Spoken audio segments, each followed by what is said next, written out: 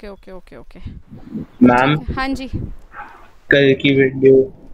कल की वीडियो, अच्छा हाँ मैंने डाली शायद ग्रुप, आई सपोज, एक मिनट, अपलोड तो मैंने कर दी है, बैच में नहीं डाली होगी क्या? हाँ कल की हाँ वो वीडियो दिख नहीं रहा अपलोड था हो मैम। गया, हाँ हाँ अपलोड हो गया कल की वीडियो। और मैं इसे अभी उसमें डाल देती हूँ। मैं तुम लोगों को वही भेज देती हूँ ना, सीधा लिंक ही भेज देती हूँ। ग्रुप में है ना सारे बच्चे? वीडियो का लिंक भेज दिया मैंने ग्रुप पे, और I add in the app also. Thank you ma'am. ठीक है,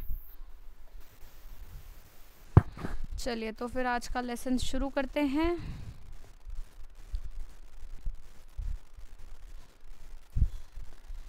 तो आप लोगों ने इक्वी एनर्जी रेजोनेंस और बॉन्ड लेंथ के क्वेश्चंस की बॉन्ड लेंथ कैसे अफेक्ट करता है वो सॉल्व कर लिया। श्रुति तेरे डाउट्स क्लियर हो गए?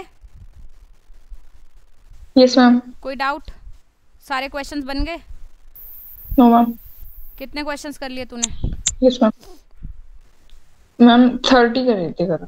30 करे, अच्छा ओके।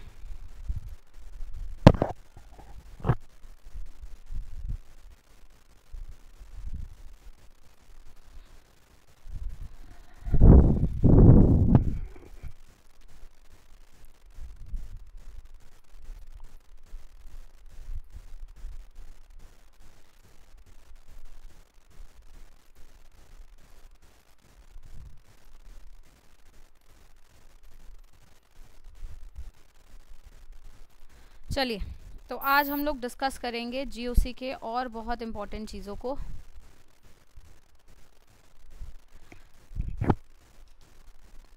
देखिए आप लोगों ने इंडक्टिव इफेक्ट कर लिया, इंडक्टिव इफेक्ट के साथ साथ आप लोगों ने रेजोनेंस कर लिया, और साथ साथ में आप लोगों ने ये भी देख लिया कि रेजोनेंस से बॉन्ड लेंथ के क्वेश्चंस हम लोग कैसे डील करते हैं। ठीक है, अभी हम लोग स्टार्ट करने वाले हैं हाइपर कॉन्जुगेशन।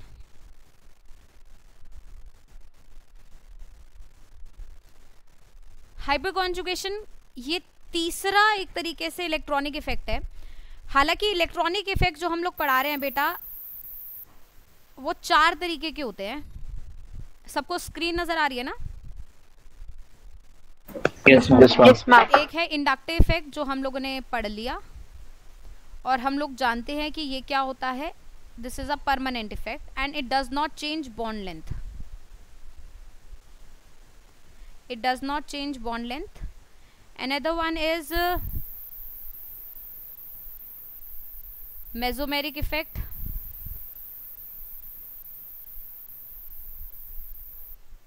और मेसोमेरिक इफेक्ट क्या होता है बेटा? मेसोमेरिक इफेक्ट जो होता है वो परमानेंट इफेक्ट है but it changes bond length, है ना। Inductive effect occurs on sigma bond and mesomeric effect occurs on pi bond. तीसरा इफेक्ट मैं अभी और बता रही हूँ आप लोगों को, ये है हाइपर कॉन्जुगेशन। ठीक है, और ये भी एक परमानेंट इफेक्ट है। मतलब अभी तक हम लोगों ने तीनों इफेक्ट जो भी स्टडी किए हैं ये सारे के सारे हमारे कौन से इफेक्ट्स है बेटा? परमानेंट इफेक्ट्स हैं। ठीक है, अगर बात करी जाए हाइपर कॉन्जुगेशन की, तो हाइपर कॉन्जुगेशन कब होता है सबसे पहले बात हमें ये समझनी पड़ेगी। तो हमारा हाइपर कॉन्जुगेशन बेटा या तो कार्बोकटायंस के साथ होगा, कार्बोकटायंस के साथ होगा, या फिर रेडिकल्स के साथ होगा, फ्री रेडिकल्स के साथ होगा, या फिर एल्कीन्स के साथ होगा। तो कार्बोकटायन, फ्री रेडिकल्स या एल्कीन, बस इन तीनों के साथ ही हमारा हाइपर कॉन्जुगेशन हो सकता है। इसके अलावा अगर आपके पास कार्ब एनायन है, there is no hyperconjugation. आपके पास अल्काइन है, there is very less extent of hyperconjugation, उसको हम ये अज्यूम करते हैं कि हाइपर कॉन्जुगेशन नहीं है। तो 3 केसेस में हाइपर कॉन्जुगेशन ऑब्जर्व होगा, कार्बोकटायन, फ्री रेडिकल और एल्कीन। अब देखते हैं ये हाइपर कॉन्जुगेशन कैसे होता है। तो लेट्स से कि हम सबसे पहले डिस्कस करते हैं हाइपर कॉन्जुगेशन ऑफ कार्बोकटायन।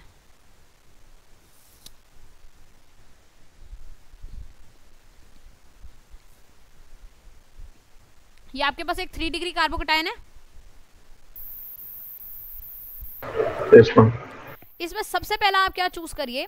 आप चूज करिए आपका सिस्टम। ये जो मैंने 3 चीजें बेटा बताई है ये आपके सिस्टम है। तो आपका कार्बन बियरिंग का पॉजिटिव चार्ज ये सिस्टम है, मतलब दिस इज माय सिस्टम।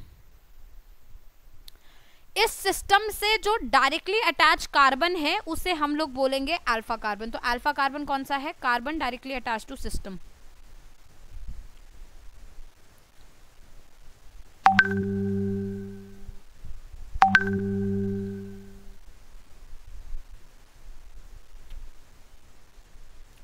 एक मिनट।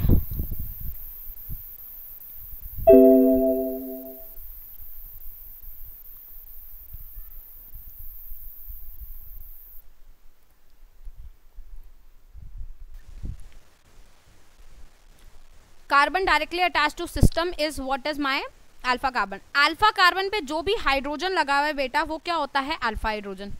तो सबसे पहले आपको अल्फा हाइड्रोजन सेलेक्ट करना है। तो यहाँ पे कितने अल्फा हाइड्रोजन दिख रहे हैं? 3 3 6 3 9, 9 अल्फा हाइड्रोजन। हमेशा याद रखो जितने नंबर ऑफ अल्फा हाइड्रोजन होंगे बेटा उतने ही नंबर ऑफ हाइपर कॉन्जुगेशंस होंगी। बट ये हाइपर कॉन्जुगेशंस को हम लोग कैसे समझाते हैं, उसको समझाने के लिए आप हमेशा याद रखो कि हाइपर कॉन्जुगेशन में आप एक अल्फा एच को कंसीडर करो। लेट्स से ये वाला अल्फा एच है जिसे मैं कंसीडर कर रही हूँ, ये है मेरा कार्बोकेटायन, है ना। तो ये जो बॉन्ड है सिग्मा बॉन्ड, ये इधर टूटता है और जाता है और एक स्ट्रक्चर इसके साथ हमारा और बन जाता है। 2 मिथाइल 2 मिथाइल, यहाँ देखिए अब डबल बॉन्ड CH2 और एक H+। बोलो हाँ या ना, ये बात ठीक है? Yes ma'am. Yes ma'am. ये हाइपर कॉन्जुगेशन का स्ट्रक्चर है। This is a hyper conjugative structure. But इससे हो क्या रहा है? इससे हो क्या रहा है? इसमें क्या हो रहा है? इसमें सबसे इंपॉर्टेंट बात है ये वाला बॉन्ड के इलेक्ट्रॉन जो है पाई बॉन्ड में इन्वॉल्व हो रहे हैं। ये कौन सा बॉन्ड है? ये सिग्मा बॉन्ड है। तो बेसिकली आपका हाइपर कॉन्जुगेशन जो होता है बेटा वो एक सिग्मा p ओवरलैप होता है। Is a sigma p overlap. Sigma p overlap का मतलब समझ रहे हैं? सिग्मा बॉन्ड के इलेक्ट्रॉन, जो कि सिग्मा बॉन्ड कौन सा है? कार्बन और हाइड्रोजन का सिग्मा बॉन्ड है, वो ओवरलैप कर रहा है। ये क्योंकि आपको पता है कार्बोकेटायन sp2 हाइब्रिडाइज होता है, प्लेनर होता है, उसका वेकेंट ऑर्बिटल खाली है, उसके वेकेंट p ऑर्बिटल के साथ, ताकि वो एक पाई बॉन्ड बना सके। और ऐसा में जो स्ट्रक्चर बना है उसे हमने बोला है कि हाइपर कॉन्जुगेटिव स्ट्रक्चर है। तो हाइपर कॉन्जुगेशन बेसिकली क्या है? It's a sigma p overlap. बात समझ आ रही है? Yes ma'am. मैम एक बार रिपीट कर दो। वापस से रिपीट कर रही हूँ, एक फ्रेश स्लाइड में आपको समझा रही हूँ। देखो आपको पता है कार्बोकेटाइन जो होता है उसके पास वेकेंट p ऑर्बिटल होता है, यस मैम, है ना, क्योंकि वो sp2 हाइब्रिडाइज्ड है। अब ये मैंने मिथाइल लगा दिए यहाँ पे, ठीक है। ये है अल्फा कार्बन, इसका ये अल्फा हाइड्रोजन। तो अल्फा हाइड्रोजन के जो सिग्मा इलेक्ट्रॉन्स है, कार्बन हाइड्रोजन बॉन्ड के जो सिग्मा इलेक्ट्रॉन्स हैं वो बेसिकली इधर गिर के क्या बना रहे हैं? एक पाई बॉन्ड बना रहे हैं, हाँ या ना? Yes ma'am. तो ये कैसे बना रहे हैं? पाई बॉन्ड कैसे बनता है बेटा? हम लोग सब जानते हैं पाई बॉन्ड बनाने के लिए आपको एक p ऑर्बिटल का क्या करना पड़ता है? ओवरलैप करना पड़ता है। तो टेक्निकली ये वाला p ऑर्बिटल जो है वो इसके सिग्मा इलेक्ट्रॉन्स के साथ क्या कर रहा है? ओवरलैप कर रहा है, ताकि यहाँ पे क्या बन सके बेटा? एक पाई बॉन्ड बन सके। समझ रहे हैं? तो आपका हाइपर कॉन्जुगेशन क्या है? हाइपर कॉन्जुगेशन एक तरीके का सिग्मा p ओवरलैप है। सिग्मा क्या है? सिग्मा का मतलब है sigma electrons of the alpha hydrogen which is present. इसको सिग्मा करो। बात समझ आई, हाँ या ना? Yes ma'am. ठीक है, it's a sigma p overlap. साथ साथ में आप यहाँ देख पा रहे हैं कि कार्बन, ये वाला कार्बन और इसका ये हाइड्रोजन, इसके बीच में कोई बॉन्ड नहीं है। तो हाइपर कॉन्जुगेशन जो होता है it is a kind of a no bond resonance. ये क्या होता है? No bond resonance. मतलब ये एक ऐसा रेजोनेंस होता है जिसके रेजोनेटिंग स्ट्रक्चर्स ऐसे एग्जिस्ट करते हैं जिसमें कार्बन और हाइड्रोजन के बीच में काफी कुछ टाइम तक कोई बॉन्ड एग्जिस्ट नहीं करता है। It's a kind of a no bond resonance. बात क्लियर है? और ये पूरा डिराइव किसने किया था? किसको पता चला था इसके बारे में? जिसको पता चला था वो साइंटिस्ट का नाम है बेकर नाथन। तो इसको बोला जाता है it's a baker Nathan effect. तो ये सारी चीजें क्या हैं? हाइपर कॉन्जुगेशन है। चाहे बेकर नाथन इफेक्ट बोलो, चाहे नो बॉन्ड रेजोनेंस बोलो, चाहे फिर हाइपर कॉन्जुगेशन में बोलो sigma p overlap, everything is hyper conjugation. बात क्लियर हुई? Yes ma'am. यस अब मैम। मुझे ये समझ आ गया कि हाइपर कॉन्जुगेशन है, बट अब मुझे ये समझना है कि हाइपर कॉन्जुगेशन से हो क्या रहा है। अगर मैं इस कार्बोकेटाइन को देखूंगी तो कार्बोकेटाइन का काम क्या होता है बेटा? कार्बोकेटाइन का काम होता है आपको कार्बोकेटाइन को स्टेबल करना होता है, हाँ या ना? मतलब आपको उसके पॉजिटिव चार्ज को क्या करना है? हटाना है, नलीफाई करना है। तो अब देखो जब सिग्मा बॉन्ड यहाँ आएंगे और पाई बॉन्ड बनाएंगे तो कार्बन का पॉजिटिव चार्ज नलीफाई होगा नहीं होगा? होगा। तो एक तरीके से मैं बोल सकती हूँ कि हाइपर कॉन्जुगेशन यहाँ पे क्या कर रहा है? It is stabilising the carbocation.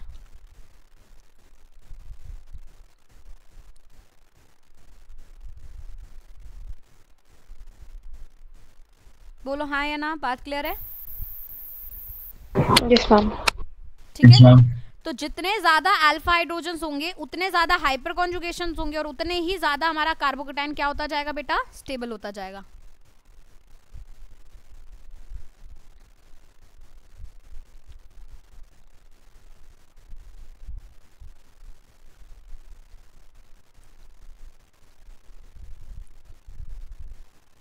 More is hyperconjugation, more is the stability of carbocation.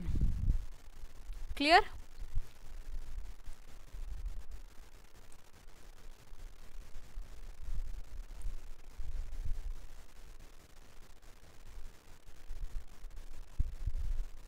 बात क्लियर, सबने नोट कर लिया यहाँ तक? Yes, ma'am. Yes, ma'am. Yes, ma'am. Next, अब अगर ये बात मुझे समझ आ गई है तो ये बात तो क्लियर बता रही है मुझे कि मेरे पास यहाँ एक 3 डिग्री कार्बोकेटाइन है। एक मिनट,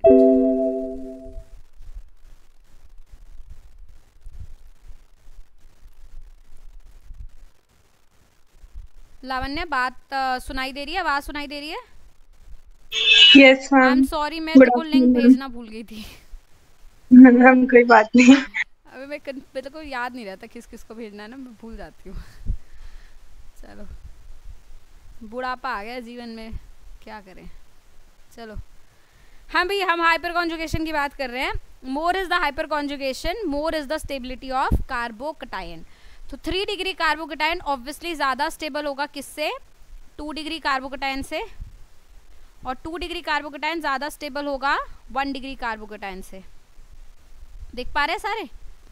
साक्षी क्लास में है बेटा? Yes, ma'am. ठीक है, अब यहाँ तक बात सबको समझ आई है? कोई डाउट? दिया? No, ma'am. दिया, बात नहीं समझ आई?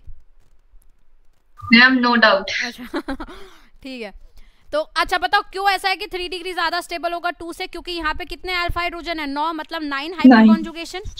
यहाँ कितने अल्फा हाइड्रोजन है? 6, मतलब 6 हाइपर कॉन्जुगेशन। और यहाँ पे कितने अल्फा हाइड्रोजन है? 3, यहाँ पे 3 हाइपर कॉन्जुगेशन। बोलो हाँ या ना? Yes, ma'am. More hyper conjugation, more is the stability. Now the point is कि मैम ये 3, 2, 1 वाला ऑर्डर तो इंडक्टिव इफेक्ट भी बता रहा था, हाँ या ना? इंडक्टिव इफेक्ट कह रहा था कि यहाँ पे 3 इंडक्टिव इफेक्ट्स है प्लस आई, यहाँ 2 प्लस आई है, या 1 प्लस आई है। और प्लस आई इफेक्ट क्या करता है? Plus I effect increases carbocation stability increases, हाँ या ना? Yes, ma'am. तो एक्चुअली में क्या रियल रीजन है कार्बोकेटाइन की स्टेबिलिटी का? 3 to 1 का रियल रीजन क्या है? मतलब अगर मैं आपसे ये पूछूं क्वेश्चन में कि we all know 3 degree carbocation is more stable than 2 degree and then 1 degree for carbocation, तो आपको ये बताना है कि इसका रीजन क्या है। What is the reason for the stability? Answer inductive, plus I effect, mesomeric, और hyperconjugation, and done. And you have to mark 1. What will you do? Hyperconjugation. Hyperconjugation. Hyperconjugation. बिल्कुल hyperconjugation, right? Why? Because hyperconjugation is a dominant effect and inductive is not a dominant effect. Hyperconjugation is more important and dominant than inductive. Ma'am, हाँ जी, mesomeric effect का हाइपरकॉन्जुगेशन की वजह से ही दिखेगा ना? Mesomeric तो है ही नहीं ना, यहाँ कॉन्जुगेशन ही कहाँ है, अच्छा, हाँ। है ना? इसलिए हाइपर कॉन्जुगेशन होगा या फिर इंडक्टिव होगा, और hyper conjugation dominates over inductive, इसलिए हाइपर कॉन्जुगेशन आंसर है। अगर डी ऑप्शन में कर देती बोथ ए एंड सी तो आप both A and C mark कर देते, ठीक है? तब अगर आपके पास ऑप्शन है बोथ ए एंड सी का तो mark both A and C, और ऑप्शन नहीं है, एक ही चूज करना है तो चूज हाइपर कॉन्जुगेशन। ये बात क्लियर है? नाउ अभी तक तो मैंने हाइपर कॉन्जुगेशन तुम्हें पढ़ाया नहीं था, लेकिन फिर भी तुम मुझे कार्बोकेटाइन की स्टेबिलिटी बता पा रहे थे। For example let's take up this question. ये क्वेश्चन मैंने पहले भी कराया, मैं दोबारा एक बार करा रही हूँ। आपको कार्बोकेटाइन की स्टेबिलिटी बतानी है, ठीक है? ध्यान से देखेंगे, अब आपको समझ आएगा कि ऑर्गेनिक में कैसे एक बॉन्ड चेंज करने से हमारा आंसर बदल जाता है।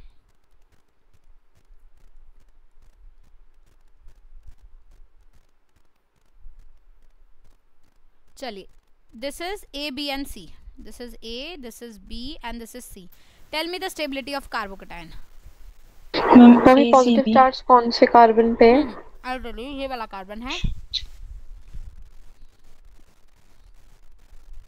This one. Ma'am ACB. A C B. A is more yes ma'am. than C than B. Hmm. Sure. Mishra ji notes check करो. मैम बी सी मैम ये तो वैसे प्लस उसमें भी देखेंगे ना इंडक्टिव इफेक्ट, लेकिन मैम हाइपर कॉन्जुगेशन तो फिर डोमिनेंट होगा ना. ओहो, हम BCA. देखो तो सही, BCA. यस पहले मैम. हाइपर कॉन्जुगेशन देखते हैं, फिर लास्ट में इंडक्टिव देखते हैं. बात तो तू सही बोल रही है, लेकिन अप्लाई तूने गलत किया है. और मेजर बच्चे यही करते हैं. मैं क्या तो रही हूँ, तुम्हें आता सब है बेटा. भाई तुम सब बच्चों को सब आता होगा, मैं सच बता रही हूँ. ये जीओसी पढ़ाने की चीज़ नहीं है, तुम्हें आती है, बस तुम्हें अप्लाई करना नहीं आता जीओसी को, इसलिए तुम आंसर गलत कर देते. तुम्हें आता है तो किसको नहीं पता कि इन्हें हाइपर कॉन्जुगेशन डोमिनेट होता है इंडक्टिव, सब पता ही है सबको, 11वीं में तो बताया है सबको, बट अप्लाई नहीं अच्छा करते. अच्छा समझ आ गया. इसमें तो अब मतलब रुक सब में जा, तो अब रुक जा. अल्फा हाइड्रोजन सेम ही हो रहे हैं इसमें तो. हाँ तो इसमें इंडक्टिव ही देखेंगे फिर. अच्छा, हम्म. पक्का श्योर है तू? हाँ यस मैम. अच्छा चलो श्रिब्बा बताइए जरा आंसर क्या होना क्योंकि चाहिए. पॉजिटिव के बगल वाला कार्बन पे जितने हाइड्रोजन होते हैं वो अल्फा एच होगा ना, श्रिब्बा. तो फिर तब तो इसमें अरे इंडक्टिव ही रुक देखेंगे. जाना, रुक जाना. अब किसी और को बोलने दे. श्रिब्बा बोलिए जरा कुछ. मैम बी सी ए. BCA. अच्छा सही है. और कौन है? सारांश. मैम BCA ही है आंसर. BCA पक्का. पक्का. हर्षिल. BCA होना चाहिए क्योंकि सारे इसमें बोल रहे हैं? हाइपर कॉन्जुगेशन का तो सवाल ही नहीं उठता. नहीं हम सवाल सवाल तो ही नहीं उठ उठता रहा ना है. इसमें हाइपर कॉन्जुगेशन का. नहीं सवाल पर तो उठ एक रहा ही अल्फा हाइड्रोजन होगा सब पे. है. एक अल्फा हाइड्रोजन नहीं है भाई, एक से ज्यादा अल्फा हाइड्रोजन है. एक का है. हाँ है फोर ना? है. ध्यान से देखो, थोड़ा प्यार मोहब्बत से देखो, अभी हम नजर आएंगे तुम्हें. दो हैं, दो हैं. 2 नहीं है, 4 है. Ma'am four. चार कहाँ है? नजर आए अरे 4 अरे अल्फा अरे हाइड्रोजन. यार. Yes ma'am. सब पे 4 है. 4 है ना. यहाँ 2H, यहाँ 2H, यहाँ हाँ. 2H, अच्छा, यहाँ 2H. ये क्यों नहीं Yes, देख ma'am. रहे तुम? तो अल्फा हाइपर कॉन्जुगेशन का सवाल है, लेकिन हाइपर कॉन्जुगेशन सब में सेम है. यहाँ पे 4 अल्फा सेम एच, है. यहाँ पे भी 4 अल्फा एच, और यहाँ पे भी 4 अल्फा एच है ना. तो हाइपर कॉन्जुगेशन नहीं देखूंगी, इंडक्टिव देखूंगी. अब इंडक्टिव में क्या है, सिर्फ यही वाला ग्रुप देखना, बाकी सब में तो सारी चीज़ें सेम है. और ये ग्रुप भी पूरा सेम है, टर्शरी है. तो बस एक ही चीज़ का सवाल उठता है कि इस टर्शरी ग्रुप पे HDT देख लो, है ना. और सब जानते हैं D का प्लस आई इफेक्ट ज़्यादा होता है किससे, H से. तो यहाँ CD3 2 है तो B हो गया, फिर यहाँ एक CD3 है, फिर C हो गया, फिर A हो गया. तो आंसर तो BCA होगा. बोलो हाँ या ना. Yes ma'am. Yes ma'am. कोई डाउट? सब क्लियर है ना. मैम अगर कहीं पे अल्फा हाइड्रोजन के बदले ड्यूटेरियम लगे हुए मैं हैं बता वो रही भी हूँ, तो मेरे को पढ़ाने दो भाई, एक अगला सवाल पढ़ाने दो. Sorry sorry. है अब बताओ, नोट कर लिया था सबने? Yes ma'am.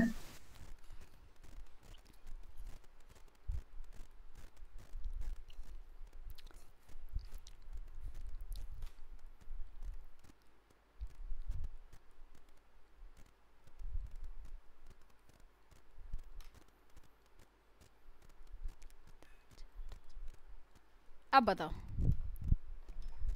ABC. CA. Ma'am B A C. CAB बोला किसी ने, CAB. किसी ने बोला बी ए सी. BAC. और कोई? Ma'am BAC. प्रिया?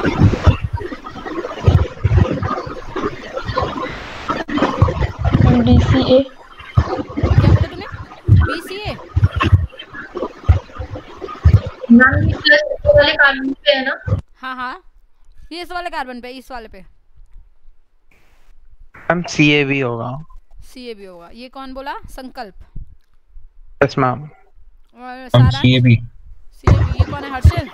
हम CAB बोला था. Yes ma'am. अच्छा CAB बोला, फिर CAB को लॉक कर दिया जाए. Yes ma'am. ओ ये देखो गलत जवाब. आंसर क्या है? आंसर है BAC. कितनों ने BAC बोला था? मैम मैं कौन? मैं मैं कौन है? हम श्रिभा। श्रिभा और नव्या। नव्या। अरे वाह वाह, तो नव्या बताइए रीजन। नाम भी हाइपरकॉन्जुगेशन भी सबसे सेम है हाँ और हमें अल्फा हाइड्रोजन काउंट करना है तो बी में सबसे ज्यादा है, तो है बी क्या सबसे क्या क्या क्या नहीं हाँ भूल गई। हम वो सबसे सेम है, हम इंडक्टिव देखेंगे। इंडक्टिव देखना है ये मैं मेरे लिए तो तुम्हारा। हाँ श्रिभा बोल। मैम इसमें डी और टी में न्यूक्लियर पुल ज्यादा होगा तो मैम प्रोटॉन ज्यादा इजीली मतलब रिलीज नहीं होगा, अरे प्रोटॉन को तो रिलीज कर रहे सोल्यूशन तो मैम हैं। एक मिनट रुकना। मतलब अलग। सोल्यूशन। हाँ अरे जी एक मिनट रुक, तू सुन। न्यूक्लियर चार्ज ज्यादा होगा तो उसे इंडक्टिव इफेक्ट बढ़ेगा, प्लस आई बढ़ेगा। हाँ तो फिर ठीक होना चाहिए, फिर तो सी। तो सी ए भी होना चाहिए। हाँ मैम पर हाइपर कॉन्जुगेशन तो उसमें ज्यादा जल्दी होगा ना बी में। तो क्यों ए और डी, ए और सी में हाइपर कॉन्जुगेशन नहीं होगा? होगी क्यों धीरे क्यों होगी? मैम क्योंकि उसका न्यूक्लियर वो ज्यादा है ना। तो न्यूक्लियर से हाइपर कॉन्जुगेशन का क्या मतलब?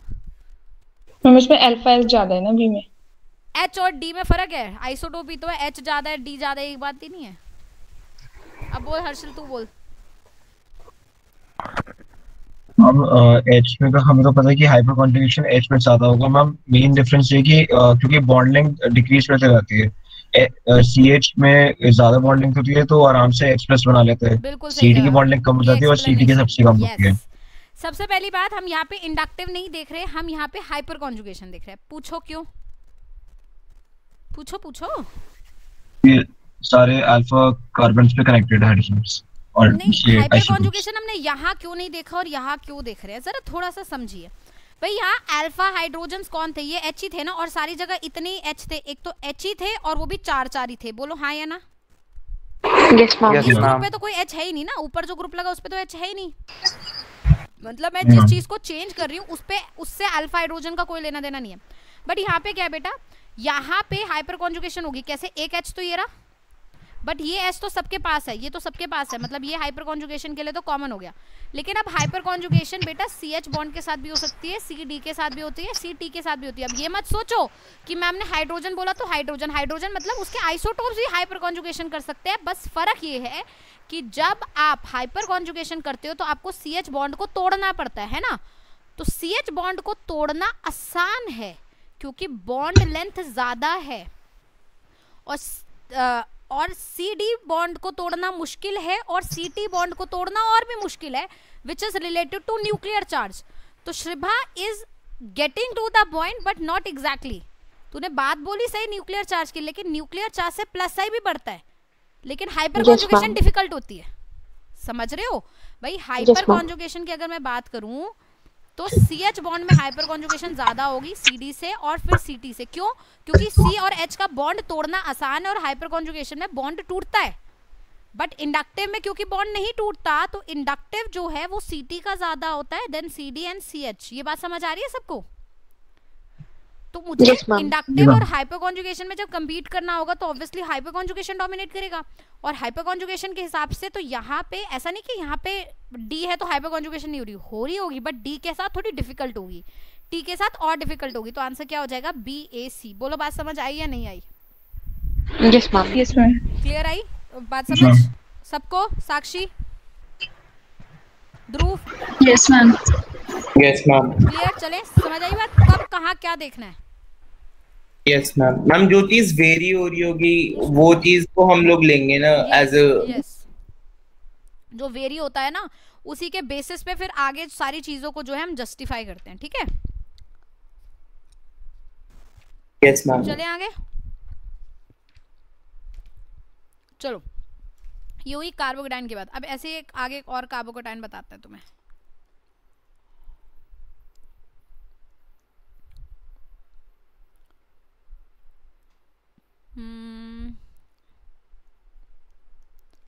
एक कार्बोकेटाइन बेटा ये है, एक कार्बोकेटाइन बेटा ये है,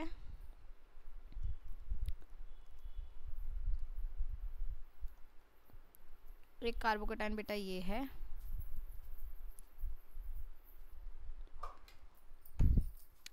स्टेबिलिटी ऑर्डर बताइए।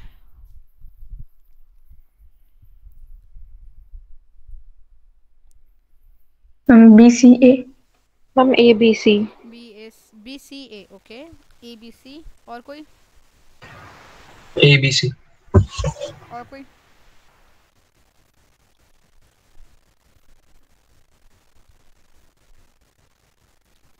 श्रुति ji? Ma'am ABC। ABC। Harshal? BCA। BCA, okay. Saransh? Ma'am ABC। ABC, okay. Diya? Ma'am ABC। Sakshi? Ma'am BCA। Answer इनमें से कुछ भी नहीं है, आंसर इज BAC। अब let's justify how, just give me a minute. Hello, हाँ जी,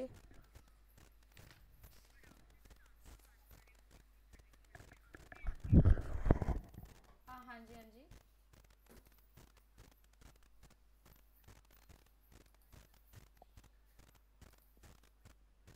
मैम ऐप बनवाते हैं आप लोग? मैम वो ऐप तो we are already having it.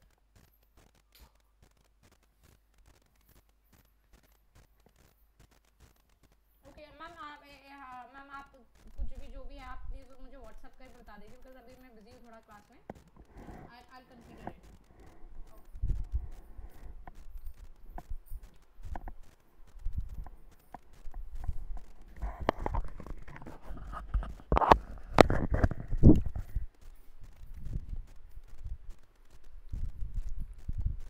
हाँ जी, अरे तो म्यूट हो रखा है। आवाज सुनाई दे रही है सबको? Yes ma'am. Answer is BAC। Now what, see भाई, हम लोग जानते हैं हाइपर कॉन्जुगेशन अलोन, हम लोग जानते हैं मेसोमेरिक अलोन, हम लोग जानते हैं इंडक्टिव अलोन, बट अगर ये तीनों चीजें साथ में आ जाए तो हम ये नहीं जानते कि कौन सा फैक्टर हमें पहले देखना है और कौन सा फैक्टर बाद में देखना है ना भाई। मेसोमेरिक हमने पढ़ा। अब अगर आप इस वाले कार्बोकेटाइन की बात करिए जो सबसे पहले ए में लिखा हुआ है, this is a benzylic carbocation. Yes ma'am. Yes ma'am. ठीक है, एक मिनट रुकियो। हेलो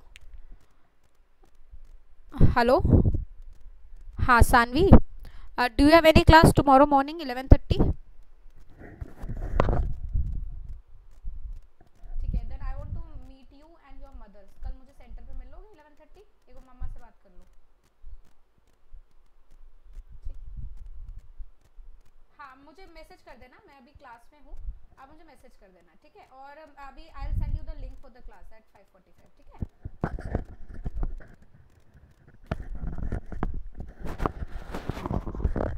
हाँ जी, तो हम लोग जानते हैं बेंजाइलिक अलग से और हाइपर कॉन्जुगेशन अलग से, इंडक्टिव अलग से, कब क्या डोमिनेट करता है वो सोचने की बात है। ये तो मैंने आपको बता दिया कि hyper conjugation is dominate over inductive, ये तो सब जानते हैं, ठीक है? Mesomeric also dominates over inductive.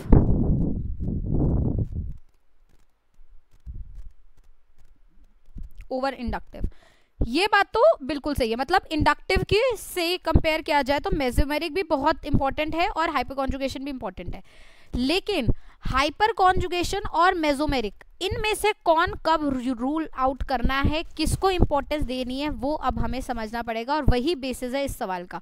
This is the very important question. कितनी बार ये क्वेश्चन आप लोग देखने को मिलेंगे जब कंपैरिजन आता है benzylic carbocation and 3 degree tertiary methyl carbocation, तो इसके बारे में जब क्वेश्चन आता है तब हमें सोचना पड़ता है कि हाइपर कॉन्जुगेशन डोमिनेट करेगा या बेंजाइलिक डोमिनेट करेगा, मतलब रेजोनेंस डोमिनेट करेगा। ये यहाँ तक सबको समझ आ गया कि हाइपर कॉन्जुगेशन इंडक्टिव के ऊपर और मेसोमेरिक भी इंडक्टिव से ज्यादा बेटर होगा। ये बात सबको क्लियर है?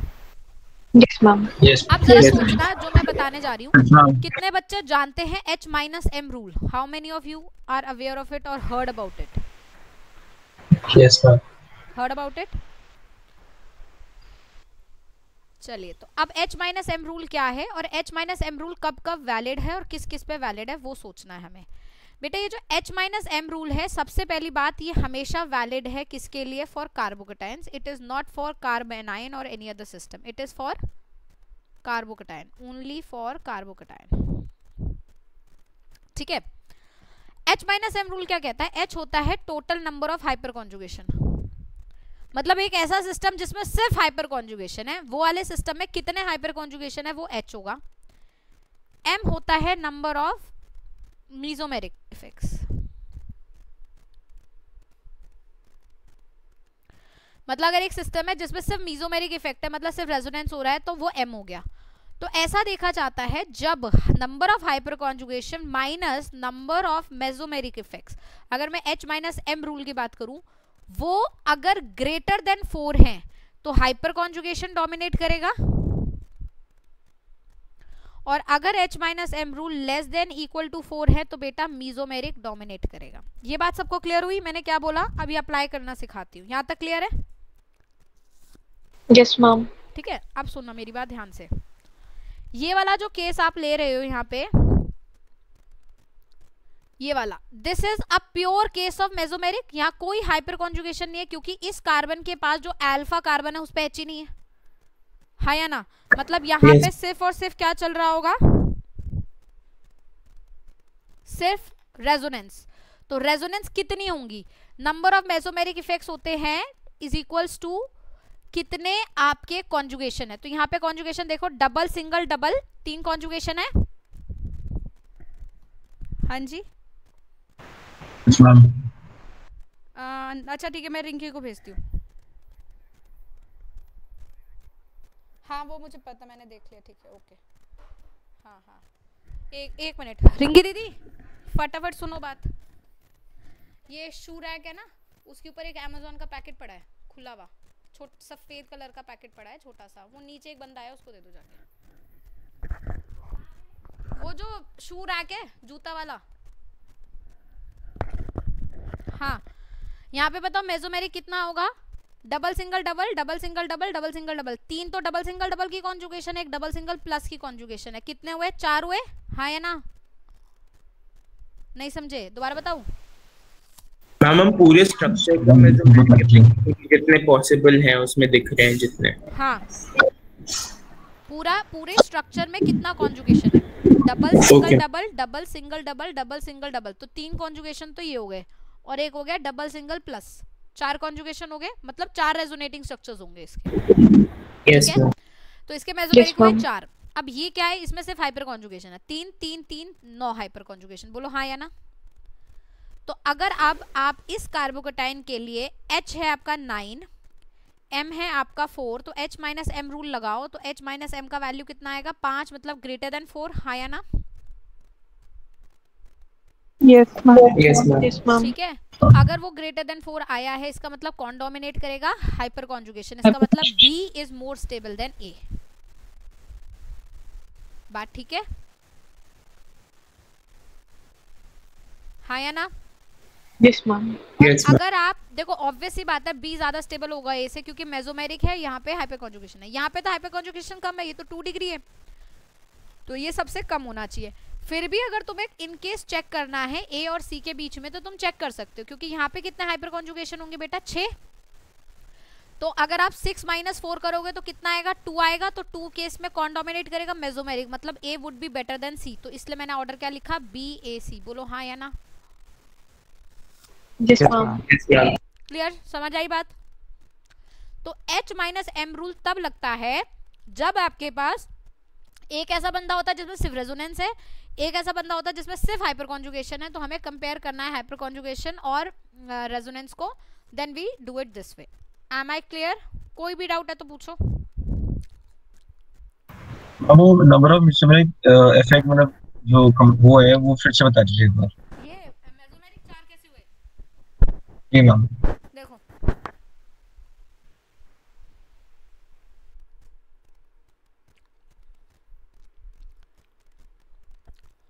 डबल सिंगल डबल, एक कॉन्जुगेशन ये, ठीक है. Yes ma'am. दूसरी कॉन्जुगेशन कहाँ हुई? ये डबल, ये सिंगल, ये डबल. तो दूसरी कॉन्जुगेशन ये, और तीसरी कॉन्जुगेशन क्या हुई हमारी? डबल सिंगल डबल, 3 कॉन्जुगेशन तो ये हो गई है ना, और एक I double single positive, 4 conjugation. ठीक है, तो 4 मेसोमेरिक हो। तो इसका मतलब अगर मैं 3 डिग्री कार्बोकेटाइन बनाऊं जिसपे 9 अल्फा हाइड्रोजन है, तो वो कार्बोकेटाइन बेंजाइलिक कार्बोकेटाइन से क्या होगा, बहुत बेटर होगा। ठीक है, और फिर आपका आएगा 2 डिग्री कार्बोकेटाइन लाइक दिस। बोलो हाँ या ना, ये बात क्लियर हो गई सबको? हाँ जी मैम। अच्छा, यस मैम। अब एक बात बताओ, अगर आप एनसीईआरटी पढ़ोगे तो एनसीईआरटी में लिखा हुआ है benzylic carbocation is better than tertiary carbocation.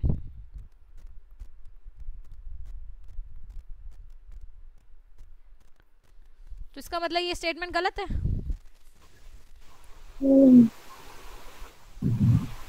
This is a false statement. Yes हाँ जी मैम। एनसीईआरटी गलत लिखती है? No ma'am. एनसीईआरटी गलत नहीं, एनसीईआरटी गलत लिखती है, वो बात सही है, लेकिन उसको हमें सही बनाना पड़ता है, उसका एक्सप्लेनेशन देना पड़ता है। बट ये बात सही है, दिस इज ट्रू। व्हाई? क्योंकि एनसीईआरटी ने ये जनरल चीज लिखी है, इट इज, ये जो काम आया ये सिर्फ टर्शियरी मिथाइल के साथ ही आया, और किसी के साथ नहीं आया। देखो कैसे, अगर मैं कोई ऐसा कार्बोकेटाइन बना दूं, होगा तो वो भी 3 डिग्री ना। See this, isn't it a 3 degree carbocation? Yes ma'am. ये भी तो टर्शियरी है। इसको और बेंजाइलिक में कंपेयर करो, कौन ज्यादा स्टेबल आएगा बताओ? यहाँ कितने मेसोमेरिक है? 4। हाइपर कॉन्जुगेशन कितने भैया? 2 2 4 2 6। तो 6 - 4 कितना है? 2, which will dominate mesomeric. Obviously benzylic is more stable then this tertiary carbocation. तो एनसीईआरटी ने सही लिखा है। इनफैक्ट आप इतने बड़े बड़े इथाइल मत लगाओ, मैं तो कह रही हूँ बस आप एक ही इथाइल लगा दो, बाकी सब मिथाइल लगा दो और बेंजाइलिक से कंपेयर करो, तो भी बताओ कौन ज्यादा स्टेबल होगा। इस पे कितने अल्फा हाइड्रोजन हुए? 3 3 6 7 8 hyperconjugation, 4 mesomeric. H - M कितना आया? Equal to 4। और अभी बताया इक्वल टू 4 में भी कौन डोमिनेट करता है? मेसोमेरिक। मतलब स्टेबल है इससे, मतलब एनसीईआरटी ने सही लिखा है। ये सारे टर्शियरी के लिए होता है accept when you have tertiary methyl group, because tertiary methyl group has the highest number of alpha hydrogens you can have. इस वजह से उस केस में हाइपरकॉन्जुगेशन डोमिनेट कर जाता है। बोलो बात समझ आई नहीं आई? Yes ma'am. क्लियर? कोई doubt? Ma'am noted? Yes ma'am. Ma'am एक हाँ सेकंड। जी हाँ जी, नोट करो।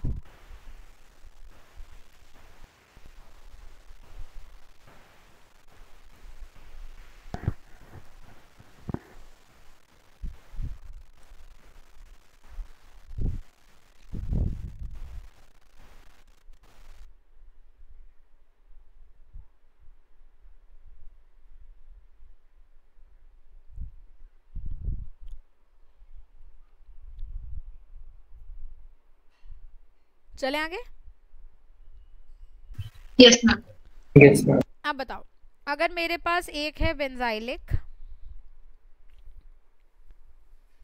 एक है हाइपर कॉन्जुगेशन वाला टर्शियरी मिथाइल, एक है allylic,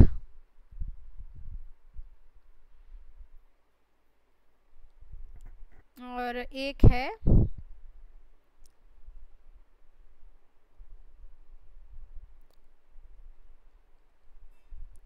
secondary. What has to be the stability order? A, B, C, D.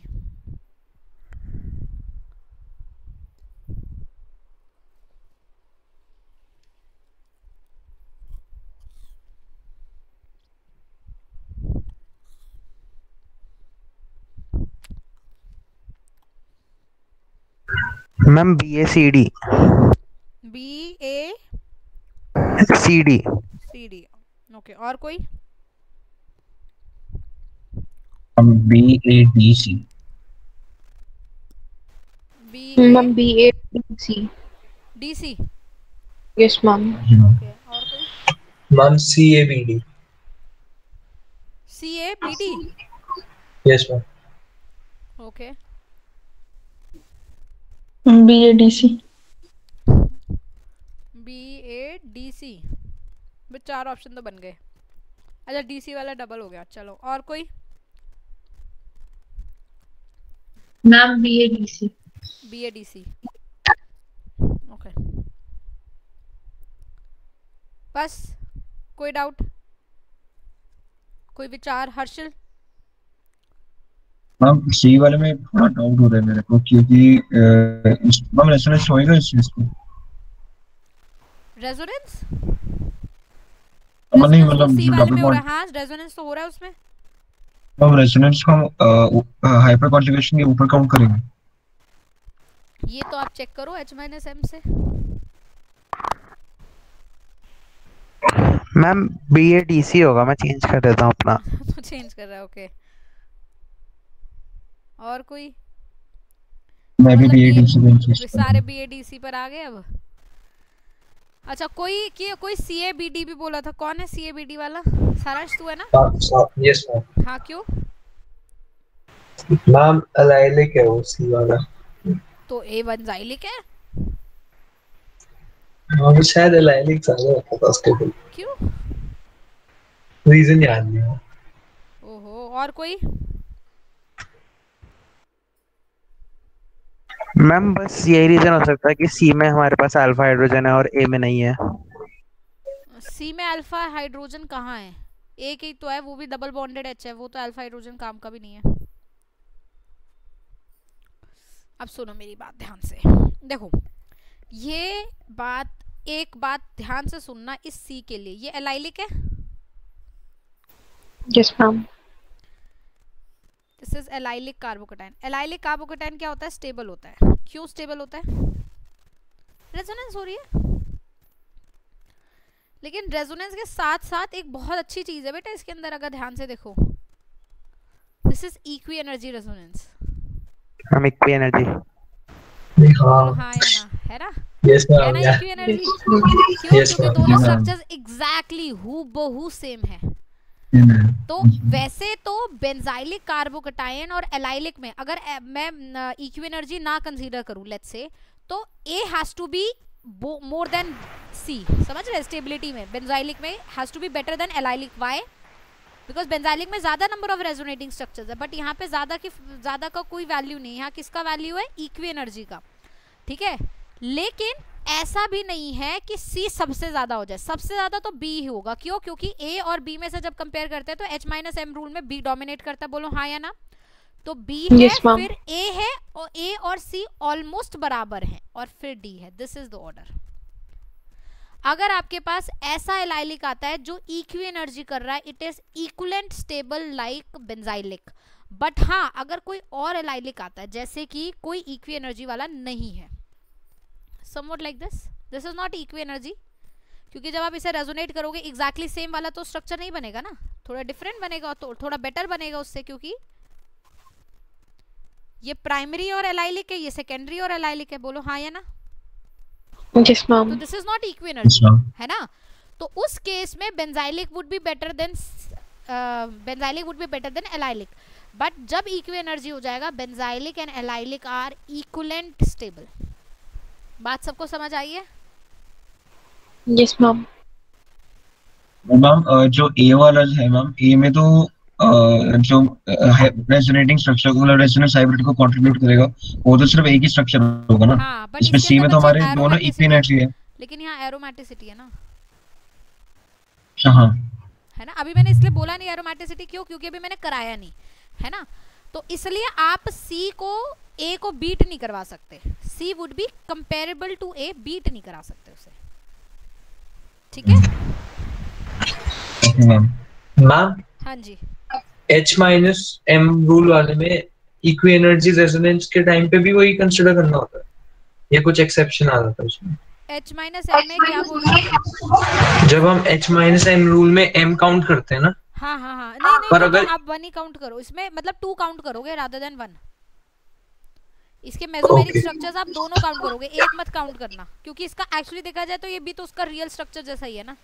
तो इसके रेजोनेटिंग में इसके मेसोमेरिक आप 2 काउंट करोगे रादर देन 1। ओके ठीक है, यहाँ तक सबने नोट किया? हाँ या ना? संकल्प क्लियर है? Ma'am ma'am noted? मैम हाँ जी, इसका आपने क्या बताया कि एम हम 2 काउंट क्यों करेंगे, 1 क्यों नहीं करेंगे? 1 इसलिए काउंट नहीं करेंगे क्योंकि वैसे देखा जाए तो ये भी तो अपना ओरिजिनल स्ट्रक्चर ही है, कोई डिफरेंस थोड़ी है इसमें भाई। देखो जैसे मैं अगर इसकी बात करती हूँ आपका बेंजाइलिक, इसका जब आप रेजोनेंस कराते हो तो आप अगर आप इसे रेजोनेटिंग स्ट्रक्चर्स बनाओगे ना बेटा, तो वो 4 नहीं बनेंगे, वो 5 बनेंगे इंक्लूडिंग द ओरिजिनल स्ट्रक्चर। अगर आप ओरिजिनल स्ट्रक्चर को काउंट कर लो ना तो 4 मेसोमेरिक बनते हैं, ध्यान देना इस बात पे। जैसे मैंने सपोज यहाँ लगा दिया, फिर यहाँ पर आ गया पॉजिटिव, फिर डबल हो गया, फिर ऐसे करूंगी तो एक और बनेगा,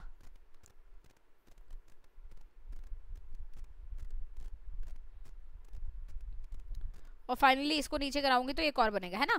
तो बट अगर मैं ओरिजिनल स्ट्रक्चर को काउंट करके चलूँ तो कितने रेजोनेटिंग स्ट्रक्चर्स होने चाहिए थे? 5 होने चाहिए थे, बट मैं ओरिजिनल को काउंट नहीं करती, उसके अलावा काउंट करती तो 4 मेसोमेरिक बोलती। बोलो हाँ या ना? Yes ma'am. ठीक है। अब एलाइलिक में क्या है, जब इक्वी एनर्जी होती है तो ये तो दोनों ही स्ट्रक्चर एक जैसे है ना, इनमें अंतर कहाँ है? क्या मैं बोल सकती हूँ ये इसका रेजोनेटिंग है, तो दोनों एक जैसे, ये भी ओरिजिनल है तो ये भी ओरिजिनल है, या तो यही मत बोलो कि इसमें रेजोनेंस है क्योंकि दोनों ही ओरिजिनल स्ट्रक्चर दिख रहे हैं। बात समझ आ रही है? इसलिए दोनों को ही इक्वल कंट्रीब्यूटर माना जाता है, तो इसलिए इन दोनों को ही मेसोमेरिक स्ट्रक्चर्स काउंट किया जाता है रादर देन एक को मेसोमेरिक काउंट किया जाए। आई बात समझ? इक्वी एनर्जी वाले में हम हमेशा अगर एग्जैक्टली एक्स्ट्रा काउंट होगा, एग्जैक्टली इक्विवेलेंट, जैसे ये है ना एसीटेट इज एग्जैक्टली इक्विवेलेंट, है ना, तो इसके भी 2 मेसोमेरिक काउंट करोगे। हाँ बट अगर एग्जैक्टली इक्विवेलेंट नहीं है, एक नाइट्रोजन है एक ऑक्सीजन है, तो फिर मत काउंट करना। बात समझ आई? क्लियर हुई बात सबको? Yes ma'am. ठीक है, नोट कर लिया सबने? चले आगे। तो अभी तक आपको ये समझ आया हाइपर कॉन्जुगेशन वर्क कैसे कर रहा है, हाइपर कॉन्जुगेशन, और उनमें से हम लोग कैसे H-M रूल से कार्बोकेटाइन की स्टेबिलिटी देखते हैं। बट अभी तक मैंने हाइपर कॉन्जुगेशन आपको कार्बोकेटाइन के लिए पढ़ाया, अब बताते हैं hyper conjugation for alkenes.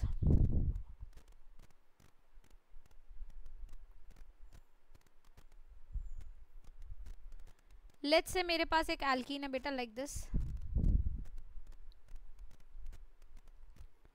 Now alkene में जैसे कार्बोकटायन में आपका सिस्टम कौन था? Carbon bearing the positive charge. यहाँ आपके सिस्टम है both the carbons containing the carbon carbon double bond, ठीक है। इससे अटैच डायरेक्ट कार्बन अल्फा, इससे अटैच कार्बन से अटैच हाइड्रोजन्स अल्फा हाइड्रोजन्स। तो यहाँ पे टेक्निकली कितने अल्फा हाइड्रोजन है मेरे पास? 3 अल्फा हाइड्रोजन्स है, ठीक है। अब जरा ध्यान दीजिए कि यहाँ पे हम लोग कैसे वर्क करते हैं।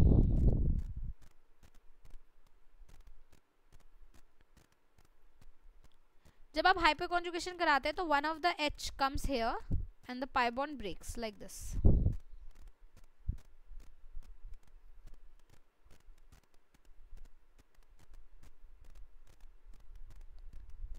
This is the hyperconjugative structure for a alkene.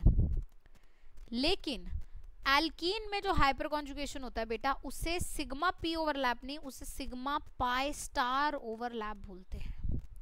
क्यों? क्योंकि आई होप आप समझ पा रहे हैं कि इसमें सिग्मा बॉन्ड जो है पी ऑर्बिटल से नहीं ओवरलैप करा। पी ऑर्बिटल तो उसका पाई बॉन्ड बनाने में इस्तेमाल हो गया है, लेकिन पाई बॉन्ड बनाने के बाद जो एंटी बॉन्डिंग पाई ऑर्बिटल बचा वो खाली है, वो एक्चुअली सिग्मा इलेक्ट्रॉन्स ले रहा है और हाइपर कॉन्जुगेशन करा रहा है। तो जो हाइपर कॉन्जुगेशन एल्कीन्स में होता है वो सिग्मा पाई स्टार ओवरलैप होता है, और जो हाइपर कॉन्जुगेशन कार्बोकेटाइन में होता है वो सिग्मा पी ओवरलैप होता है। ये बात समझ आई सबको? मैम एक बार फिर से वापस। कार्बोकेटाइन में तो मुझे पता है कि मेरा पी ऑर्बिटल क्या है बेटा? खाली है ना।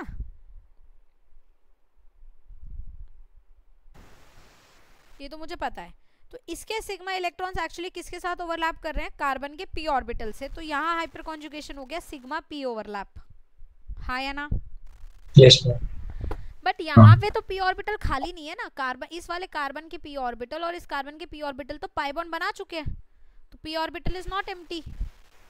समझ रहे हैं? तो बेसिकली ये ओवरलैप पी ऑर्बिटल से डायरेक्टली नहीं कर रहा, ये जो पाई बॉन्ड बना है, हर बॉन्ड बनने के बाद एक बॉन्डिंग ऑर्बिटल एक एंटी बॉन्डिंग ऑर्बिटल होता है ना, थोड़ा बहुत तुम्हें पता ही होगा केमिकल बॉन्डिंग से।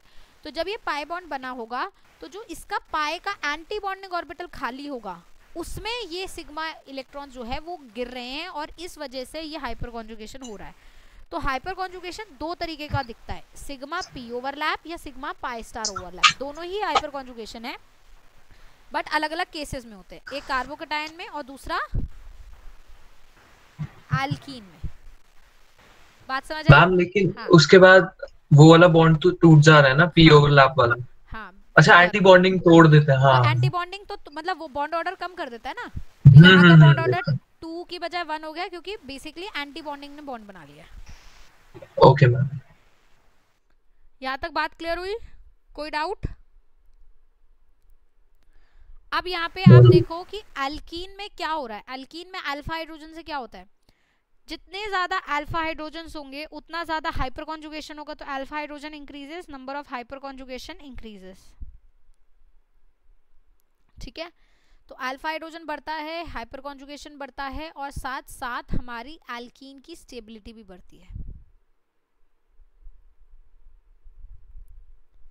तो एल्कीन की stability is directly related to hyperconjugation. कभी कभी सवाल आता है ना कि इन एल्कीन में स्टेबिलिटी बताओ, तो एल्कीन की स्टेबिलिटी हमेशा और हमेशा सिर्फ किससे देखी जाती है बेटा? हाइपर कॉन्जुगेशन से देखी जाती है। ये बात सबको समझ आई? Yes ma'am. ठीक है, तो अब बताओ, एक एल्कीन ये है, एक एल्कीन ये है,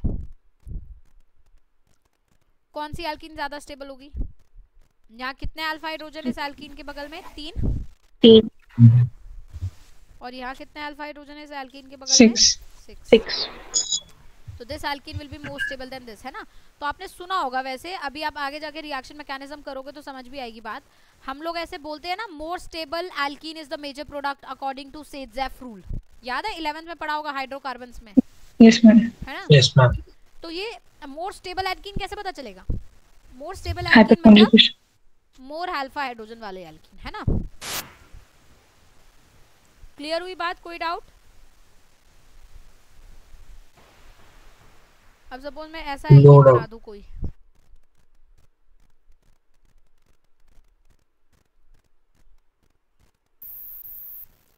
कौन सी एल्कीन स्टेबल है? ये ए या ये बी?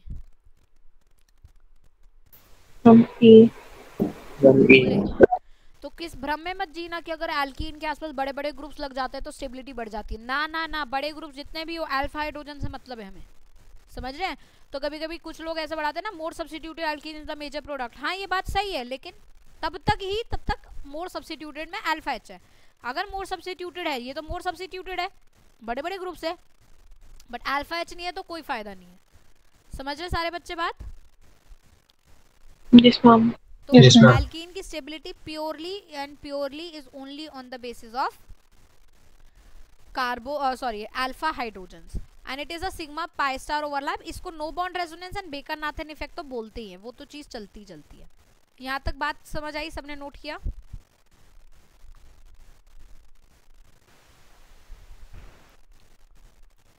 चलें? Now let's talk about heat of hydrogenation.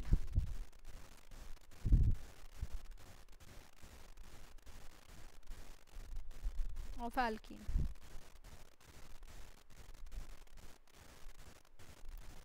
Heat of hydrogenation of alkene. Alkene की हीट ऑफ हाइड्रोजनेशन क्या होती है, जरा उसको समझते हैं।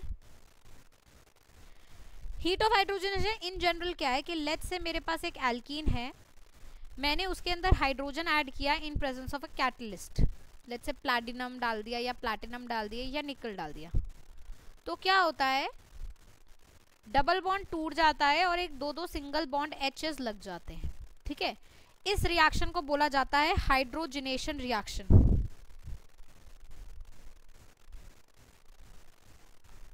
क्या बोला जाता है? Hydrogenation reaction. और ये जो रिएक्शन है बच्चे, ये एक्सोथर्मिक इन नेचर है। कोई मुझे बता सकता है ये एक्सोथर्मिक क्यों है?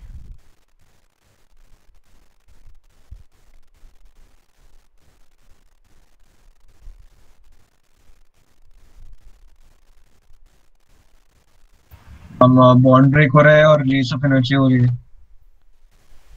बॉन्ड तो ब्रेक हो रहा है, पर बॉन्ड ब्रेक करने में तो अपने को एनर्जी देनी पड़ती है। हम लेस स्टेबल प्रोडक्ट बन रहे हैं। लेस स्टेबल क्यों है ये? लेस स्टेबल कैसे पता? हम सिंगल बॉन्ड है ना, डबल बॉन्ड वाले ज्यादा स्टेबल होते हैं ना। हैं? तो तू उल्टा नहीं डबल बोल गया फिर? नाम मोर स्टेबल प्रोडक्ट बन रहे हैं तो। हाँ तो फिर तो मोर स्टेबल हुआ ना, तूने उल्टा बोल दिया। देखो एनर्जी लूज कर रहा हूं। यहाँ पे क्या है, देखो जब भी रिएक्शन का आपको डेल्टा एच कैलकुलेट करना होता है तो आप ये चेक करते हो कि आपने कितना एनर्जी दिया, आपका इन्वेस्टमेंट कितना है और कितना एनर्जी आपको मिला, है ना भाई। पाई बॉन्ड ब्रेक करना आसान है और सिग्मा बॉन्ड बनाना डिफिकल्ट है, ठीक है। तो अगर आप पाई बॉन्ड ब्रेक कर रहे हो तो आपने कम एनर्जी दिया, बट सिग्मा बॉन्ड बने at a cost of 1 pi bond, 2 stable sigma bonds are form, तो that means product is more stable than reactant, therefore the reaction is exothermic. Exothermic क्यों है? Because on the cost of 1 less stable pi bond, more stable 2 sigma bonds are formed. समझ रहे सारे बच्चे? हाँ या ना? Yes ma'am. मतलब आपका प्रॉफिट ज्यादा है और इन्वेस्टमेंट कम है, और इसी वजह से एनर्जी रिलीज हुई है।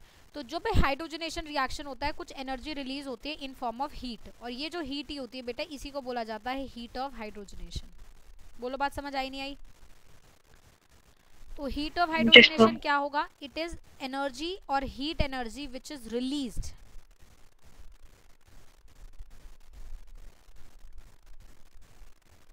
when 1 mole of a alkene is hydrogenated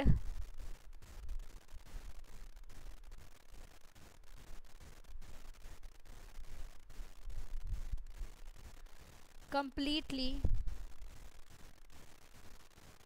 in presence of hydrogen and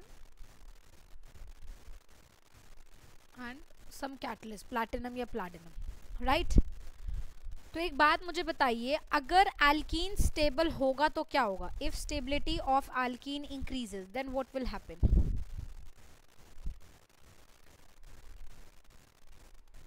heat of hydrogenation कम हो जाएगा। क्यों? क्योंकि ये है आपका प्रॉफिट। भाई अभी तक जो आपका प्रॉफिट था वो क्या था? आपका इन्वेस्टमेंट कम थी तो प्रॉफिट ही प्रॉफिट था। अब आपकी इन्वेस्टमेंट धीरे धीरे क्या होने लगेगी? बढ़ने लगेगी, क्योंकि एल्कीन स्टेबल हो गया। तो एल्कीन अगर स्टेबल हो गया तो उसे हाइड्रोजनेट कराना क्या हो जाएगा? डिफिकल्ट हो जाएगा। और अगर डिफिकल्ट हो जाएगा तो इन्वेस्टमेंट बढ़ जाएगी, तो प्रॉफिट ऑटोमेटिकली क्या हो जाएगा? कम हो जाएगा। तो अगर एल्कीन का स्टेबिलिटी बढ़ता है तो हीट ऑफ हाइड्रोजनेशन उसका क्या होता रहता है बेटा? कम होता रहता है। लेकिन ये सिर्फ तभी पॉसिबल है if number of double bonds same रहे। ये सिर्फ तभी देखना है जब नंबर ऑफ डबल बॉन्ड्स क्या रहे? सेम रहे। अगर एक में एक डबल बॉन्ड तोड़ रहे, दूसरे में दूसरे 2 डबल बॉन्ड तोड़ रहे, तो ऑब्वियसली हीट ऑफ हाइड्रोजनेशन पे फर्क पड़ेगा। या तो दोनों में पर डबल बॉन्ड का कैलकुलेट करो। मतलब जब भी आप हीट ऑफ हाइड्रोजनेशन और स्टेबिलिटी को रिलेट करें, मेक श्योर कि आप डबल बॉन्ड जितने भी हैं वो सारे एक ही तरीके से कंपेयर करें। या तो सारे एक एक डबल बॉन्ड्स लेके कंपेयर करें, या 2 डबल बॉन्ड्स ले। ऐसा नहीं किसी एक डबल बॉन्ड एक का 2 डबल बॉन्ड। समझ रहे सारे बच्चे? Yes ma'am. हाँ, मैं एग्जांपल से बता दीजिए, हाँ, थोड़ा क्लियर नहीं है। हाँ, यहाँ तक नोट कर लिया आपने? Yes ma'am. Yes ma'am. है ना? अब देखो ध्यान देना मेरी बात पे। भाई अगर मैंने 2 डबल बॉन्ड्स वाला सिस्टम ले लिया और 1 डबल बॉन्ड वाला सिस्टम ले लिया, इसको जब मैं हाइड्रोजनेट करूंगी और कंप्लीट हाइड्रोजनेट करूंगी, दोनों डबल बॉन्ड निकालेंगे, तो सोच यहाँ पे मेरे को नंबर ऑफ हाइड्रोजन्स एक डबल बॉन्ड के लिए और दूसरे डबल बॉन्ड के लिए डिफरेंट डिफरेंट लगेंगे। तो इस डबल बॉन्ड को तोड़ूंगी तो जो हीट रिलीज होगी, इस डबल बॉन्ड को तोड़ूंगी तो भी हीट रिलीज होगी। तो यहाँ पे हीट जो रिलीज होगी बेसिकली कितनी हो जाएगी? 2 times of heat of hydrogenation of a single double bond. भाई सिंगल के लिए जितनी होती है, लेट्स से सिंगल के लिए तेरी HOH रिलीज हो रही है, तो जब 2 डबल बॉन्ड तोड़ेगा तो कितनी रिलीज होगी? 2HOH रिलीज होगी ना? हाँ जी मैम। तो इसका मतलब यहाँ पे अगर तू देख रहा है तो तू जब फर्स्ट केस और सेकंड केस की बात कर रहा है तो तेरी हीट ऑफ हाइड्रोजनेशन बढ़ रही है, सेकंड केस में ज्यादा है, बट सेकंड केस ज्यादा स्टेबल है क्योंकि कॉन्जुगेशन है। तो एक्चुअली में आप 1 और 2 को कंपेयर नहीं कर सकते। क्यों? क्योंकि 1 में आपने 1 डबल बॉन्ड तोड़ा है, 2 डबल बॉन्ड तोड़े, 2 में आपने 1 डबल बॉन्ड तोड़ा है। तो कभी भी अगर आप स्टेबिलिटी और हीट ऑफ हाइड्रोजनेशन को कंपेयर कर रहे हो ना, तो हमेशा number of double bond same रखो। आई बात समझ? क्यों? क्योंकि Yes, अगर आपके ma'am. Number of double bond same नहीं है तो ये याद रखो कि as number of double bonds increases heat of hydrogenation increases, और हीट ऑफ हाइड्रोजनेशन इंक्रीज होगा तो स्टेबिलिटी उल्टी हो जाएगी। बट स्टेबिलिटी को अपन लोग अभी कंपेयर नहीं कर सकते जब तक हम नंबर ऑफ डबल बॉन्ड्स को क्या ना कर दे, कांस्टेंट ना कर दे। बात समझ आई? हाँ या ना? Harshal Yes, ma'am. Yes, ma'am. Clear हो गया? नहीं? नो? मैम हो गया। हो गया, हो गया। ऑलराइट, तो फिर अब मुझे बात समझ आई। दो चीजें यहाँ पे याद रखिए हीट ऑफ हाइड्रोजनेशन के लिए। Case 1, if number of double bonds not same,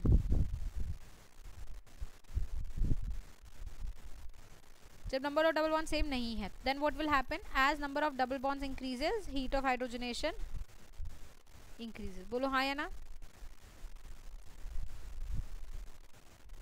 case 2, if number of double bonds same,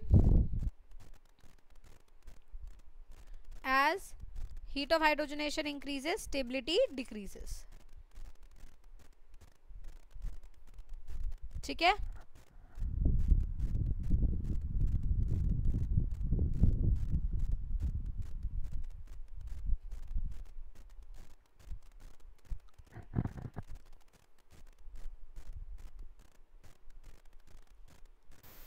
मतलब एग्जांपल में तो हम सिर्फ हीट ऑफ हाइड्रोजनेशन को कंपेयर कर सकते हैं, स्टेबिलिटी हम इसमें चेक नहीं कर सकते मैम।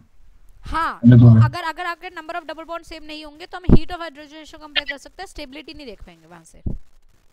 Okay ma'am. और अगर number of double bond same होंगे तो हीट ऑफ हाइड्रोजनेशन से स्टेबिलिटी देख लेंगे। Okay ma'am. Noted? Yes ma'am. Yes, ma'am. चलो अब जरा ध्यान से सुनेंगे सारे बच्चे।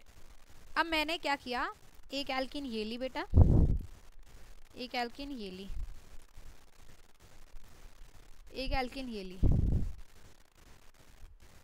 एक एल्किन ये ली। इन सब के लिए compare heat of hydrogenation value.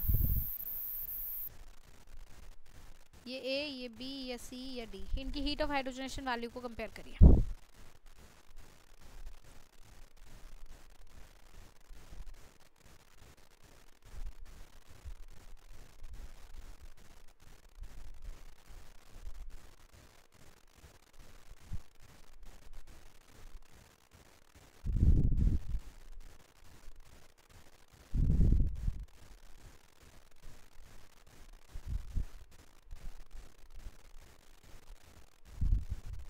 Ma'am, A, D, B, C.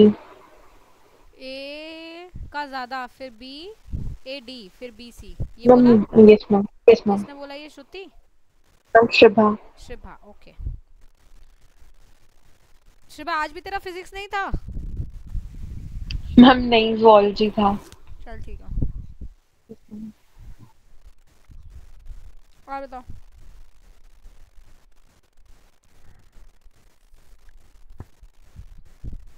Ma'am DACB। D A C B, okay. हाँ जी सारांश?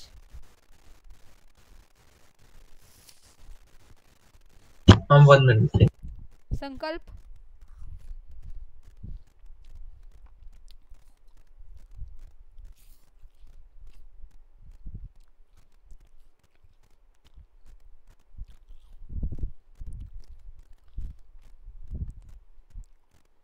हाँ संकल्प?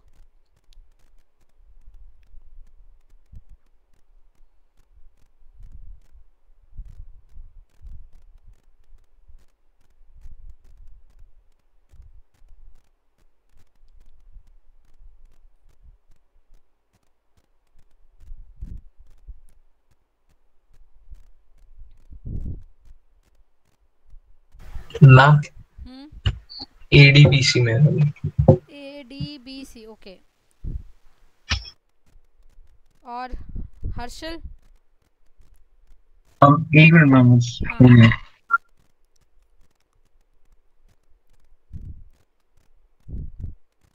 लावण्या? मैम देख रही हूँ मैम। देख लो बेटा। हम ADBC होगा। ADBC okay. हाँ जी मैम। और कौन मैम बचा भैया? ADBC, मैम ADBC होगा। संकल्प भी ये कह रहा है, ठीक है। और दिया, साक्षी, श्रुति? मैम ADBC होगा। ADBC होगा। सबसे पहले यहाँ पे स्टेबिलिटी देखते हैं ना बेटा। जी मैम। स्टेबिलिटी यहाँ से कैसे देखोगे? Number of alpha hydrogen. Hydrogen. यहाँ कितने अल्फा हाइड्रोजन है? सिर्फ 2। हाँ या ना? Yes ma'am. हाँ जी मैम। यहाँ कितने अल्फा हाइड्रोजन है? मैम 3 4 5। हाँ या ना? मैम है मैम। भाई ये तोड़ो। अच्छा 6 है, सॉरी। हाँ 6 अल्फा हाइड्रोजन। हाँ। और यहाँ कितने हुए? 3 3 6 7 8 9। 9। यस और मैम। यहाँ कितने हुए? 3 4 5 अल्फा हाइड्रोजन, ठीक है। तो स्टेबिलिटी के हिसाब से सबसे पहले कौन आएगा? C, फिर कौन आएगा? B, फिर आएगा D, फिर आएगा A। हाँ, तो हीट ऑफ हाइड्रोजनेशन क्या हो जाएगा? जस्ट इसका opposite, ADBC। Correct? Yes ma'am. Yes ma'am. Navya ठीक है? Yes ma'am. पक्का? Yes ma'am. चलो नोटेड। सबको समझ आया? साक्षी? Yes ma'am. अच्छा अब नेक्स्ट आते हैं।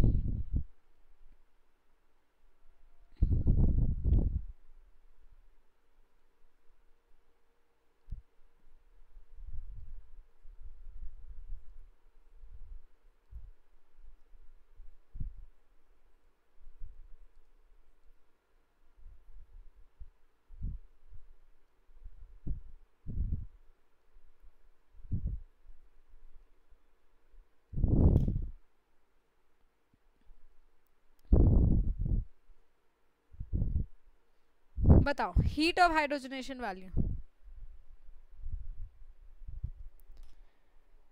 A B C D E F G H।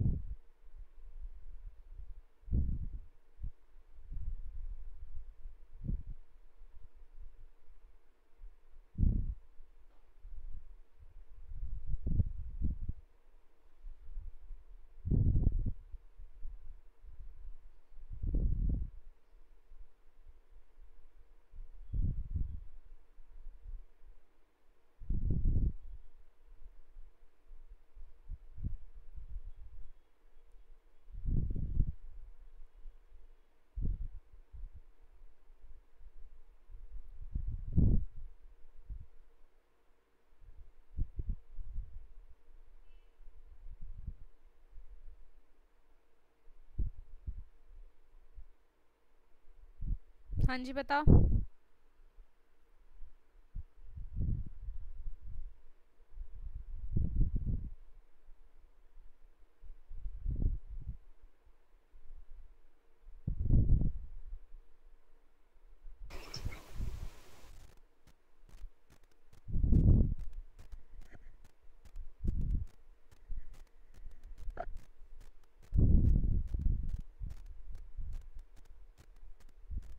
हाँ जी कोई तो बताओ। Ma'am HFGCDEBA। HFGC HFGCDEBA। DB ma'am DEBA। DEBA okay. और कोई?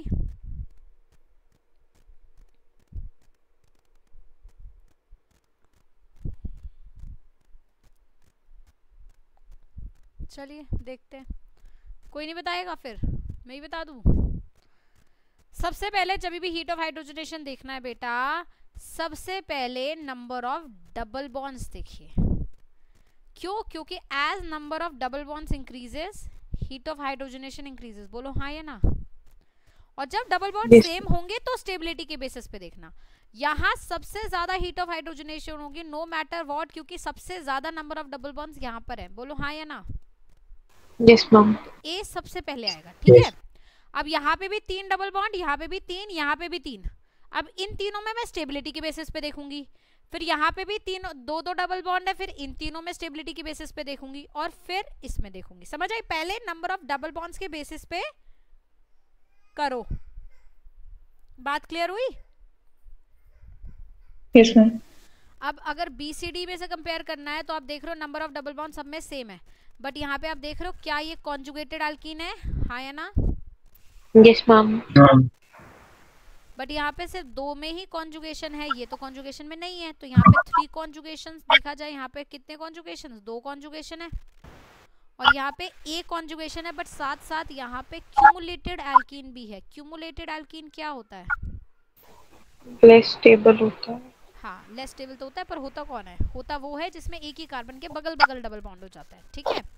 तो इस बेसिस पे देखा जाए तो स्टेबिलिटी ऑर्डर क्या होगा? BCD में से सबसे अनस्टेबल D, मतलब हीट ऑफ हाइड्रोजनेशन D का पहले आएगा, फिर C का, फिर B का। बोलो हाँ या ना?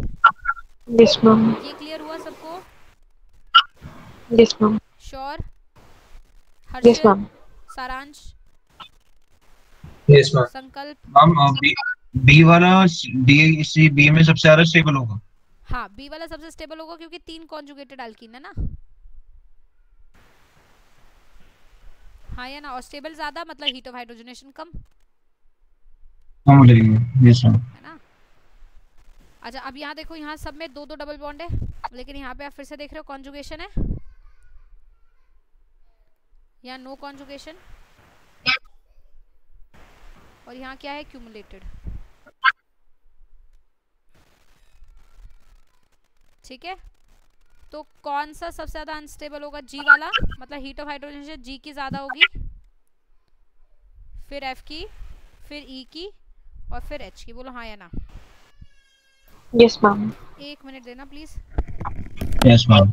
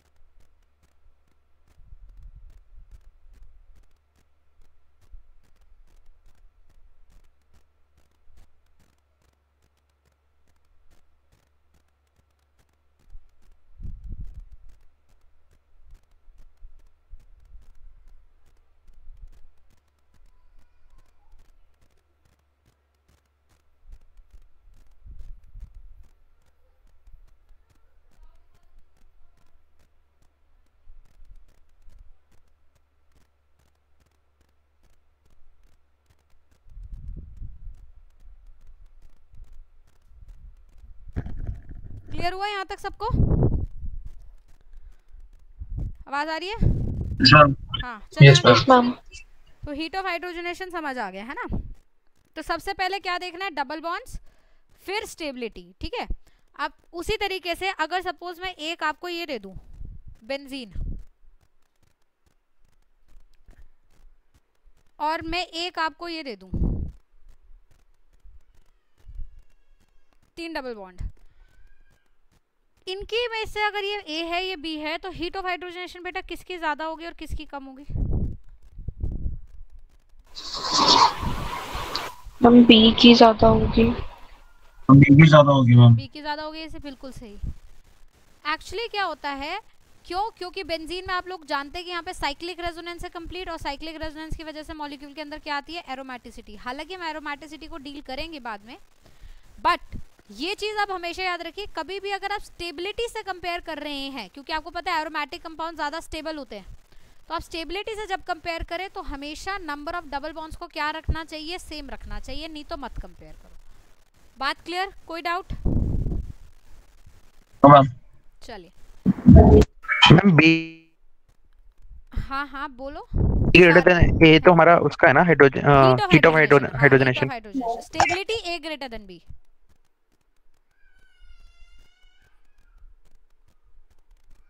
ठीक है, चलिए अब मैं एक डिस्कस करने वाली हूं case of very stable carbocation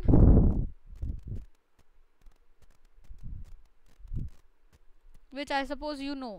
How many of you are aware of cyclopropyl methyl carbocation?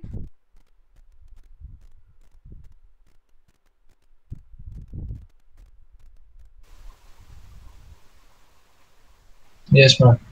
Yes, ma'am. सब जानते हैं संकल्प? Yes ma'am. क्या होता है cyclopropyl methyl carbocation? It's cyclopropyl, इसके आगे CH2 and then there is a carbocation. ठीक है, this is a very very very stable carbocation। मतलब इसमें ऐसा कुछ है ही नहीं कि मतलब जो ऐसा लग रहा है कि इसमें स्टेबिलिटी होनी चाहिए, पर ये बहुत ज़्यादा स्टेबल है। और इसका एविडेंस पता है क्या है, कि अगर आपके पास कोई ऐसा कार्बोकेटायन बनता है, वो कभी भी ऐसा रहता ही नहीं है, वो तुरंत अपने आप को रीअरेंज करके जो है ना इसमें कन्वर्ट कर लेता है। मतलब सीधी सी बात ये होगी कि ये वाला कार्बोकेटायन हमारा क्या हुआ, अनस्टेबल हुआ, और क्योंकि वो इसमें कन्वर्ट हो रहा है, इसका मतलब ये वाला कार्बोकेटायन हमारा क्या होना चाहिए, स्टेबल होना चाहिए। तो what is the reason for the stability of the cyclopropyl methyl carbocation? See I am not talking about this carbocation, ये नहीं कह रही ये तो अनस्टेबल है। साइक्लोप्रोपेन के ऊपर पॉजिटिव चार्ज तो अनस्टेबल है, प्रोपेन के बगल में CH2 के ऊपर पॉजिटिव चार्ज स्टेबल है। ये बात सबको समझ आ रही है? Yes, ma'am. अब ये क्यों है स्टेबल, व्हाई? एक्चुअली आप मुझे सबसे पहले ये बताइए कि आप कार्बोकेटायन को स्टेबल करते कैसे हो? How do you stabilise a carbocation? Ma'am उसका पॉजिटिव चार्ज कम करके। पॉजिटिव चार्ज कम करना होता है ना। तो अब इसका ये p ऑर्बिटल है जिस पर पॉजिटिव चार्ज है, मुझे इसके पॉजिटिव चार्ज को मिनिमाइज करना है। मैं कैसे मिनिमाइज करूंगी? इसके लिए आप लोगों को ये मैंने पिछली क्लास में या किसी क्लास में बताया था कि अगर मैं sp3 sp2 और sp पे जाती हूँ नीचे की तरफ, तो मेरा बॉन्ड एंगल क्या होता रहता है, बढ़ता रहता है। 109.8 से 120, 120 से सीधा क्या होता है 180। और वहीं पे अगर मैं परसेंटेज p देखूं तो यहाँ पे परसेंटेज p 75, यहाँ परसेंटेज p कितना हो गया 67, यहाँ कितना हो गया परसेंटेज p 50। मतलब अगर बॉन्ड एंगल मेरा बढ़ता जा रहा है तो परसेंटेज p क्या होता जा रहा है, मेरा कम होता जा रहा है, हाँ या ना? मतलब बॉन्ड एंगल और परसेंटेज p का इनडायरेक्ट रिलेशनशिप है। तो bond angle is inversely related to percentage p character.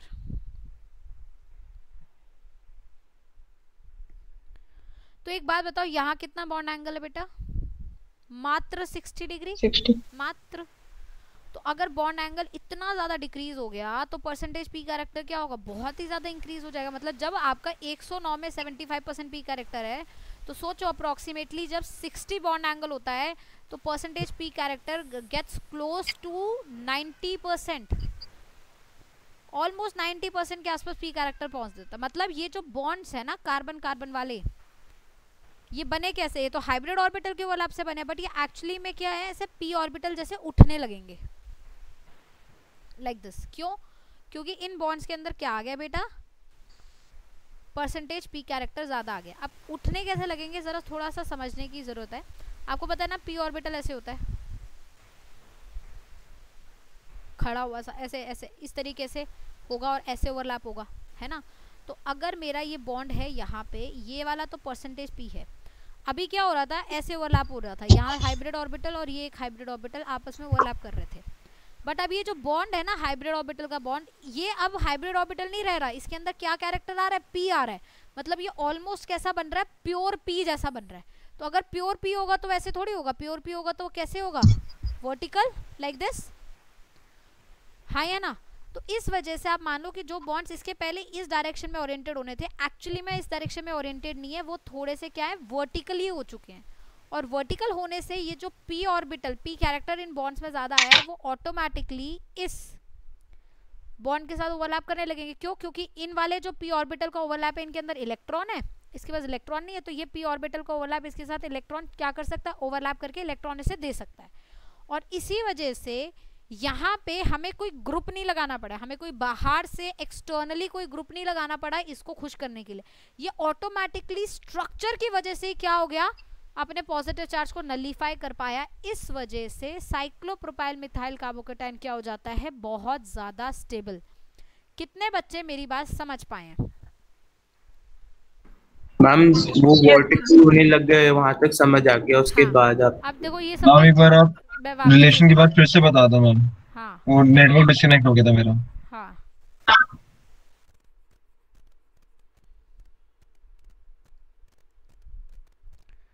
भाई ये है हमारा इस तरीके से साइक्लोप्रोपेन।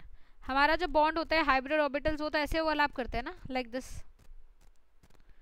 बट ये अब एक ऐसा बॉन्ड है, जब हाइब्रिड ऑर्बिटल की बात होती है बेटा तो उसके अंदर एस कैरेक्टर भी होता है, पी कैरेक्टर भी होता है, सारी चीजें होती है। लेकिन जब मैं आपको बता रही हूँ कि यहाँ बॉन्ड एंगल इतना छोटा हो गया है कि यहाँ परसेंटेज पी कैरेक्टर 90% के आसपास पहुंच रहा है, इसका मतलब ये जो कार्बन के बॉन्ड्स हैं जो इस वाले कार्बन के साथ ओवरलैप कर रहे हैं, ये अब हाइब्रिड ऑर्बिटल वाली टेंडेंसी छोड़ के ये अपने प्योर एटॉमिक पी ऑर्बिटल का क्या रख रहे हैं, कैरेक्टरिस्टिक रख रहे हैं। तो ये जो बॉन्ड्स है अब ये प्योर एटॉमिक पी ऑर्बिटल जैसे बनने लगेंगे लाइक दिस। और ये सिग्मा बॉन्ड ना अब ऐसे ओवरलैप हो रहा होगा, इसके पास एक इलेक्ट्रॉन है, इसके पास एक इलेक्ट्रॉन है, ये ऐसे ओवरलैप कर रहे होंगे, इसलिए मैंने उनको इस तरीके से वर्टिकली दिखाया। Why? Because they are trying to be now vertical attaining more of the p character. ये बात सबको समझ आ रही है? हाँ या ना? Yes ma'am. ठीक है, तो ये वर्टिकल होने से हुआ क्या, ये वर्टिकल होने से ये हुआ कि ये जो ऑर्बिटल इस तरीके से वर्टिकली हो गए, इनके अंदर तो इलेक्ट्रॉन है और ये भी पी ऑर्बिटल है जो एम्प्टी है, तो ये वर्टिकल पी और इलेक्ट्रॉन्स जो हैं यहाँ पे भी एज अ कॉन्जुगेटेड सिस्टम के पार्ट डीलोकलाइज हो सकते हैं ना। तो बेसिकली क्या हो रहा है, क्योंकि वर्टिकलनेस आ रही है, जो आपका परसेंटेज पी कैरेक्टर है वो बॉन्ड के अंदर बढ़ रहा है, तो ये जो ऑर्बिटल्स इसके बेंट हो चुके हैं ना, ये बेंट ऑर्बिटल्स इसके वेकेंट पी ऑर्बिटल के साथ क्या कर रहे हैं, ओवरलैप कर रहे हैं और पॉजिटिव चार्ज को क्या कर रहे हैं, नलीफाई कर रहे हैं। तो बेसिकली मैं क्या बोलना चाह रही हूँ, bent orbital of cyclopropane is overlapping with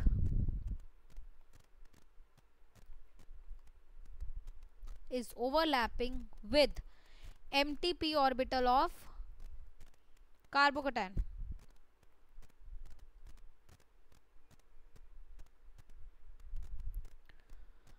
Making carbocation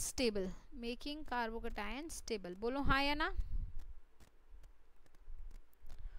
और इस स्ट्रक्चर, इस तरीके को बोला जाता है बेंट ऑर्बिटल ओवरलैप। क्या बोला जाता है? बेंट, इस फिनोमेना को बोला जाता है bent orbital overlap.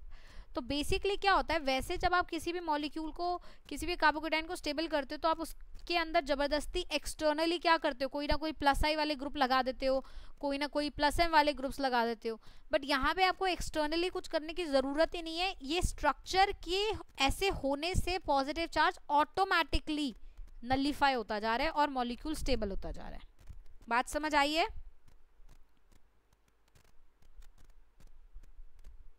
Yes ma'am. ठीक है, तो इस फिनोमेना को बोला जाता है बेंट ऑर्बिटल ओवरलैप। हालांकि साइंटिफिक लैंग्वेज में तो यही होता है बेंट ऑर्बिटल ओवरलैप, लेकिन कई लोग इसे बोलते हैं डांसिंग रेजोनेंस। अब इसमें डांसिंग क्या है ये तो मुझे भी नहीं पता, नाचता गाजता मतलब इसमें क्या नाच रहा है कौन नाच रहा है तो नहीं पता, लेकिन ऐसा बोला जाता है कि ये डांसिंग रेजोनेंस है या फिर इसे बोला जाता है sigma resonance. Sigma resonance make sense क्योंकि ये जो रेजोनेंस हो रही है ये सिग्मा बॉन्ड के इलेक्ट्रॉन की वजह से हो रही है ना। सिग्मा बॉन्ड के इलेक्ट्रॉन जो हैं अब बेंट हो चुके हैं, उसके ऑर्बिटल्स बेंट हो चुके हैं जो कि पहले सिग्मा बॉन्ड बना रहे थे, तो इसे सिग्मा रेजोनेंस बोला जा सकता है। डांसिंग रेजोनेंस बोलते हैं। साथ साथ केमिकल नाम जो साइंटिफिक नाम है वो है बेंट ऑर्बिटल ओवरलैप, जिस वजह से cyclopropyl methyl carbocation highly stable हो जाता है। अब कितने बच्चे बात समझ पाए हैं? Yes, ma'am. कोई डाउट? Yes ma'am. नोट कर लिया सबने? Yes ma'am. इसका मतलब अगर मैं 3 साइक्लोप्रोपाइल कार्बोकेटाइन्स लगा दूं लाइक दिस,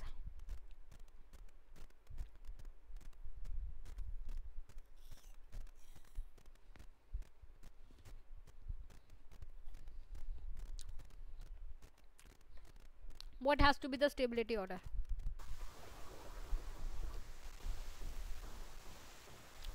हाँ या ना? Yes ma'am. Yes ma'am. कोई डाउट? मैम एक सेकंड पीछे वाली स्लाइड पे जा सकते हैं? हाँ जी।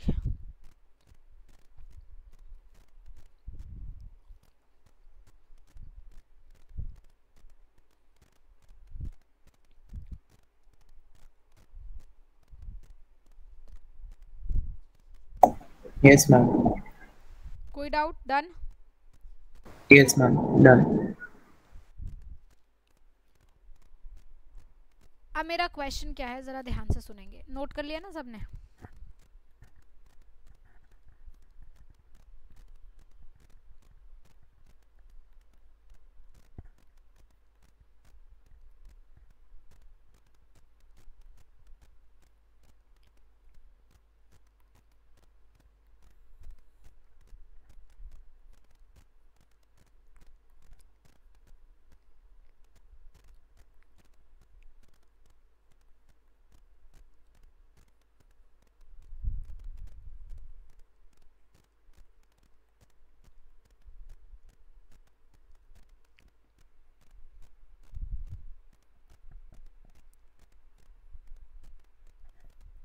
ए और बी?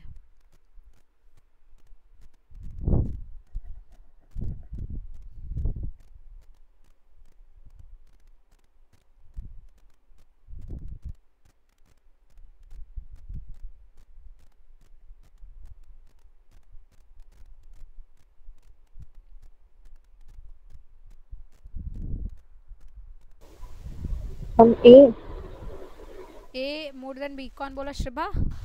Yes ma'am. ए होगा मोर स्टेबल। पक्का? और कोई? Yes ma'am. मैम इसमें साइक्लो उसका तो कोई ऐसा इम्पैक्ट होगा नहीं ना? हो तो रहा है, ये सोचना है कि कैसे हो रहा है। सारांश तुझे क्या लग रहा है?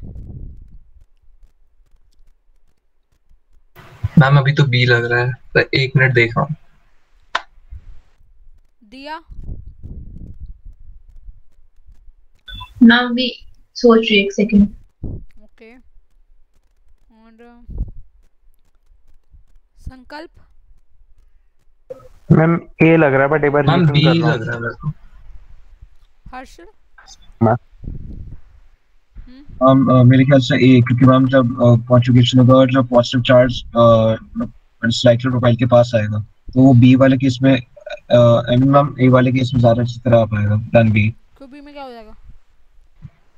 वो दोनों साइड दोनों ऑर्थो पोजीशंस में ग्रुप लगे हुए हैं एंड ऑर्थो पोजीशन पे क्योंकि पॉजिटिव चार्ज आता है हमारा। अरे वो तो इसके ऑर्थो पे लगे हुए हैं ना, पॉजिटिव चार्ज तो यहाँ आएगा।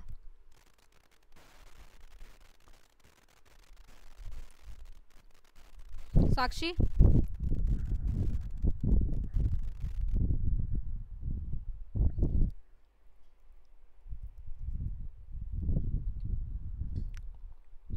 लावण्या?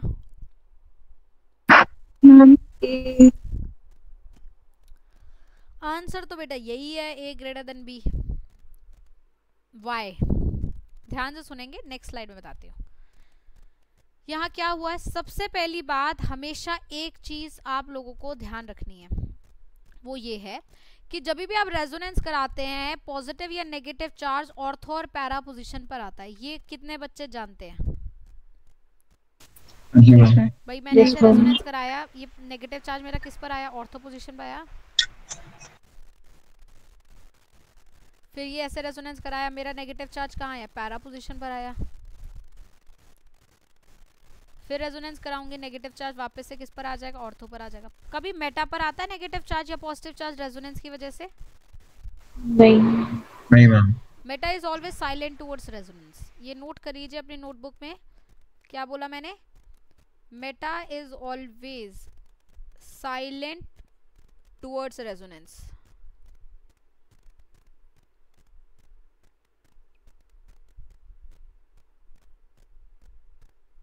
ठीक है, same is case with the positive charge. Positive charge भी अगर आप रेजोनेट कराओगे it will come only at ortho and para position. तो सबसे पहली चीज जो आपको यहाँ पे ध्यान देनी थी वो ये थी कि आपको साइक्लोप्रोपाइल रिंग तो दिख ही रहा है पिछले वाले सवाल में, हाँ या ना? फिर ये ऐसे and it will go on. ठीक है, अब आते हैं पिछले वाले सवाल पे। आपको ये तो दिख ही रहा है कि वो जो पिछला सवाल है उसमें एक बेंजाइलिक कार्बोकेटायन है इस तरीके से, और यहाँ पे उसके साइक्लोप्रोपाइल रिंग लगा हुआ है ना, ये दो मिथाइल ग्रुप्स है। भाई जब मैं इस पॉजिटिव चार्ज का रेजोनेंस कराऊंगी तो कभी ना कभी पॉजिटिव चार्ज यहाँ तो आएगा ना, मतलब एक रेजोनेटिंग स्ट्रक्चर ऐसा बनेगा ना, ये बॉन्ड इधर और ये बॉन्ड इधर करके, जिसमें ये इधर ये मिथाइल मिथाइल, यहाँ डबल बॉन्ड CH2 पॉजिटिव यहाँ आ गया और ये साइक्लोप्रोपाइल कार्बोकेटायन बन जाए। बोलो हाँ या ना? ये रेजोनेटिंग स्ट्रक्चर बनेगा ना, और ये काफी ज्यादा स्टेबल होने वाला है। क्यों? क्योंकि इसमें साइक्लोप्रोपाइल मिथाइल कार्बोकेटायन मुझे दिख रहा है। तो ये बात तो मुझे समझ आ गई कि यहाँ पे पॉजिटिव चार्ज यहाँ आएगा और साइक्लोप्रोपाइल कार्बोकेटायन बन पाएगा। अब मुझे सोचना है कि यहाँ पर भी तो रेजोनेंस कराऊंगी तो यहाँ आएगा, लेकिन यहाँ प्रॉब्लम क्या हो जाएगी कि ये जो दो ग्रुप्स हैं CH3 और ये वाला ग्रुप है, तो ये क्योंकि यहाँ पे इसके ऑर्थो पोजीशन पे प्रेजेंट है और साइक्लोप्रोपाइल रिंग भी बल्कि है, भाई 3 कार्बन है, कोई छोटे मोटे तो है नहीं, तो बल्कीनेस के होने की वजह से there will be a lot of steric repulsions, बहुत ज्यादा स्टेरिक हिंड्रेंस हो जाएगी, और स्टेरिक हिंड्रेंस होने से ये वाला जो बॉन्ड है वो उठ के आउट ऑफ द प्लेन चला जाएगा। क्या चला जाएगा? Out of the plane. और अगर वो bond out of the plane चला गया तो इस कार्बोकेटायन का अब कोई वैल्यू नहीं रह गया। क्यों? क्योंकि बेंट ऑर्बिटल ओवरलैप हो ही नहीं पाएगा, क्योंकि ये कार्बोकेटायन और ये कार्बन अब क्या हो जाएंगे? डिफरेंट प्लेन में, परपेंडिकुलर प्लेन में हो जाएंगे, और परपेंडिकुलर प्लेन में होंगे तो कोई स्टेबिलिटी नहीं आएगी, there will be no bent orbital overlap. और कोई अगर बेंट ऑर्बिटल ओवरलैप नहीं है तो इसके अंदर कोई और खास बात तो है नहीं, एक ही तो खास बात थी इसके अंदर, क्या? Bent orbital overlap. अब वही नहीं होगा तो ये क्या हो जाएगा? Less stable. तो सबसे पहली बात यहाँ पे हमें जो सोचना था वो ये था कि इन दोनों में साइक्लोप्रोपाइल कार्बोकेटायन बन सकता है, पर यहाँ आराम से बनेगा, यहाँ बनने में डिफिकल्टी आएगी, क्योंकि जहाँ साइक्लोप्रोपाइल बनना है उसके बगल बगल में ऑर्थो ग्रुप्स प्रेजेंट है जो कि इतना स्टेरिक रिपल्शन क्रिएट करेंगे कि ये bond out of the plane move कर जाएगा। अब कितने बच्चे यहाँ कह रहे हैं मैम हमें क्या पता है ये मूव कर जाएगा, हमें कैसे पता चलेगा कि ये मूव कर जाएगा? कोई ऐसा है जो पूछना चाहता है मुझसे ये? Yes ma'am. अरे गर्व से पूछो भैया, क्योंकि एग्जाम में तो खुद ही सोचना पड़ेगा। ये क्यों मूव कर जाता है ये मैं अभी बताती हूँ, क्योंकि इस इफेक्ट का नाम होता है steric inhibition of resonance, SIR। तो अभी हमें जो पढ़ना है वो क्या है? Steric inhibition of resonance. तो अगर हम ये जानते हैं स्टेरिक इनहिबिशन ऑफ रेजोनेंस, तो हम हर बार ये केस को अंडरस्टैंड कर पाएंगे कि कहाँ पे, भाई भीड़ भाड़ तो होती है ना, बट कहीं पे भीड़ भाड़ आउट ऑफ द प्लेन ले जाती है और कहीं पे नहीं लेके जाती। अब ये सोचने की जरूरत है। जैसे कि आप में से कोई ये भी तो मुझसे पूछ सकता था मैम यहाँ पे तो ये भीड़ भाड़ हो गई, यही आउट ऑफ द प्लेन चला जाए, why isn't this going out of the plane, why only this is out of the sp2 है, अभी sp2 है, ठीक है, लेकिन वो उतना बल्कि नहीं है। एक कार्बन पे 2 H लगे हुए हैं, H इतना बल्कि थोड़ी होता है। यहाँ देखो ना, एक कार्बन, दूसरा कार्बन, तीसरा कार्बन, इन पे भी H, समझ रहे हैं? यहाँ तो कोई नहीं हुआ, यहाँ तो मैंने नहीं बोला आउट ऑफ द प्लेन जाएगा, यहाँ तो मैं कह रही हूँ रेजोनेंस होगी, इवन दो यहाँ पे 2 बड़े बड़े ग्रुप्स लगे हुए हैं। बट यहाँ पे मैंने बोला कि जब ये इसकी तरफ चले जाएंगे CH3 तो ये आउट ऑफ द प्लेन चला जाएगा। तो ये चीज समझने के लिए कि कब आउट ऑफ द प्लेन जाता है और कब आउट ऑफ द प्लेन नहीं जाता, हम लोग क्या स्टडी करेंगे बेटा, SIR effect, steric inhibition of resonance effect. अभी मैं वो बताती हूँ, बट पहले मुझे ये बताओ, ये कंसेप्ट सबको समझ आएगी कि यहाँ पे A बेटर देन B क्यों होगा? Yes ma'am. यस मैम एक बार हाँ बता दीजिए प्लीज। दोबारा बता देती हूँ, पहले ये सब नोट कर लिया सबने?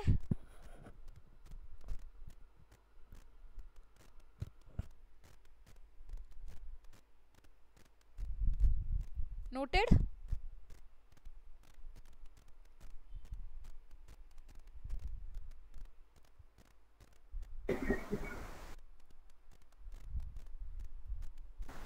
के साम जो लास्ट का आपने बताया वो नो बेंट ओवरलैप वाला, वो नहीं किया अभी जब आपने। ठीक है, ये लिख लिया, यहाँ तक लिख लिया, नो बेंट ओवरलैप। अब समझो दोबारा से मैं क्या बोल रही थी। पहले हम SIR इफेक्ट समझते, फिर उसको यहाँ पे लेकर आएंगे। Steric inhibition of resonance.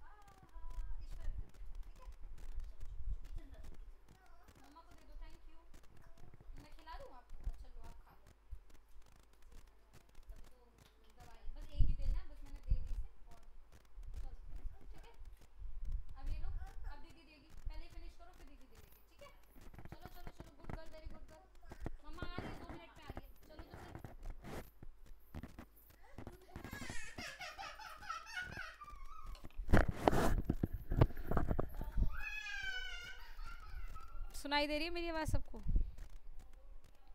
Yes ma'am. Yes now steric inhibition of resonance क्या कहता है? देखो पहले ध्यान से सुनना, आपके पास दो कंडीशन होनी चाहिए। एक कंडीशन, बेंजीन के ऊपर एक ऐसा ग्रुप लगा हो जो कि बल्की हो, मतलब एक ग्रुप लगा हुआ है G जो कि क्या हो, बल्की हो। अब बल्की ग्रुप का क्या मतलब है? बल्की ग्रुप का मतलब है बल्कियर देन हाइड्रोजन, हाइड्रोजन से बल्की हो। ठीक है, हाइड्रोजन से बल्की ये नहीं कि आप D और T मान ले, है ना। हाइड्रोजन से बल्की मतलब CH3 would be considered as a bulky group. This is bulky, but CH2 plus is not bulky. OH is not bulky. NH2 is not bulky. Cyanide is not bulky. मतलब जो not बल्की है ना वो मैं आपको बता देती हूँ। इसके अलावा और इसके अलावा जितने भी कार्बन वाले बड़े बड़े ग्रुप्स लगा दो सब बल्की है। कौन से मैंने आपको बता दिए? CH2 plus not bulky, OH not bulky, NH2 not bulky, cyanide not bulky. इनके अलावा कोई ग्रुप चलेगा। ठीक है, तो पहली बात ये है कि बेंजीन के ऊपर क्या प्रेजेंट हो, एक बल्की ग्रुप प्रेजेंट हो जो कि इनमें से कोई एक हो, इनमें इनके अलावा कोई भी हो। और इस बल्की ग्रुप के ऑर्थो पोजीशन पे भी जो दो ग्रुप्स लगे हैं A और B, ये भी क्या हो, बल्की हो।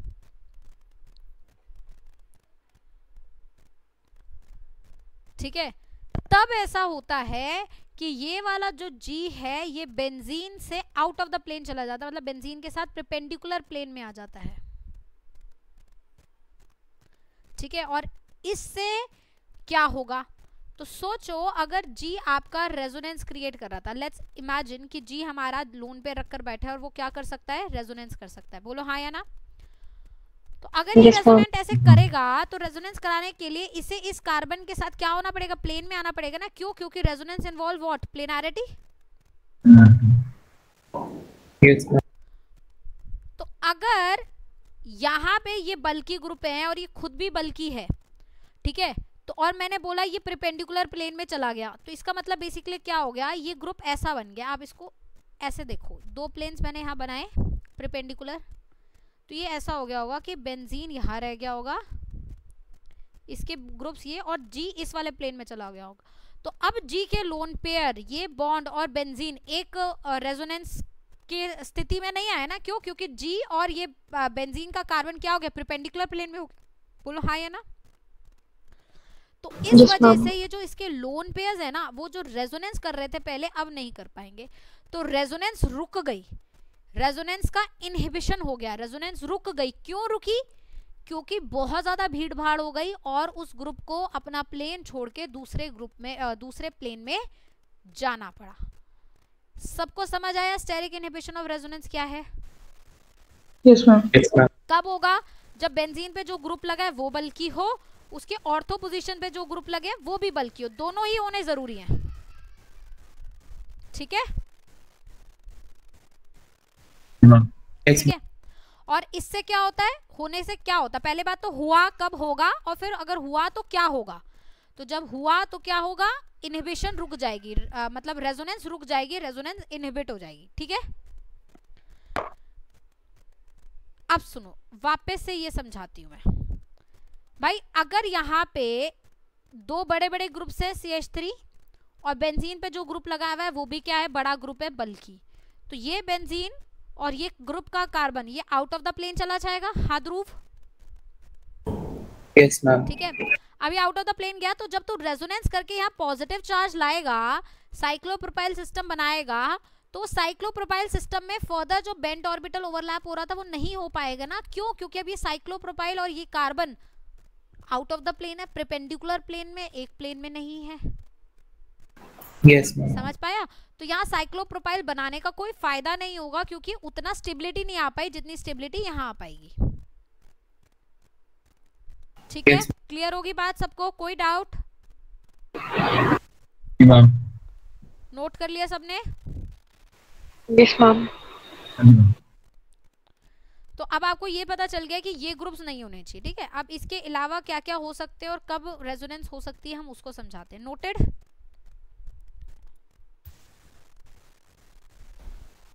Yes ma'am. अब इसी तरीके से आप समझिए, जैसे सपोज मेरे पास एक, इसी को आप अप्लाई करने की कोशिश करिएगा यहाँ पे।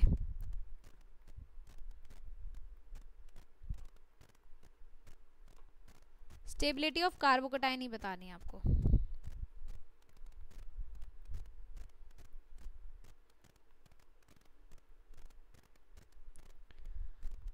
थोड़ा सा जैसे मैं समझाती हूँ ना, वैसे आप अपने आप को समझाओ। जब आप अपने आप को समझाओगे आपका बिल्कुल आंसर सही निकलेगा, एकदम करेक्ट। ए ज्यादा स्टेबल है। ए ज्यादा स्टेबल है बी से। ओके, ये बोला श्रुति ने। और कोई?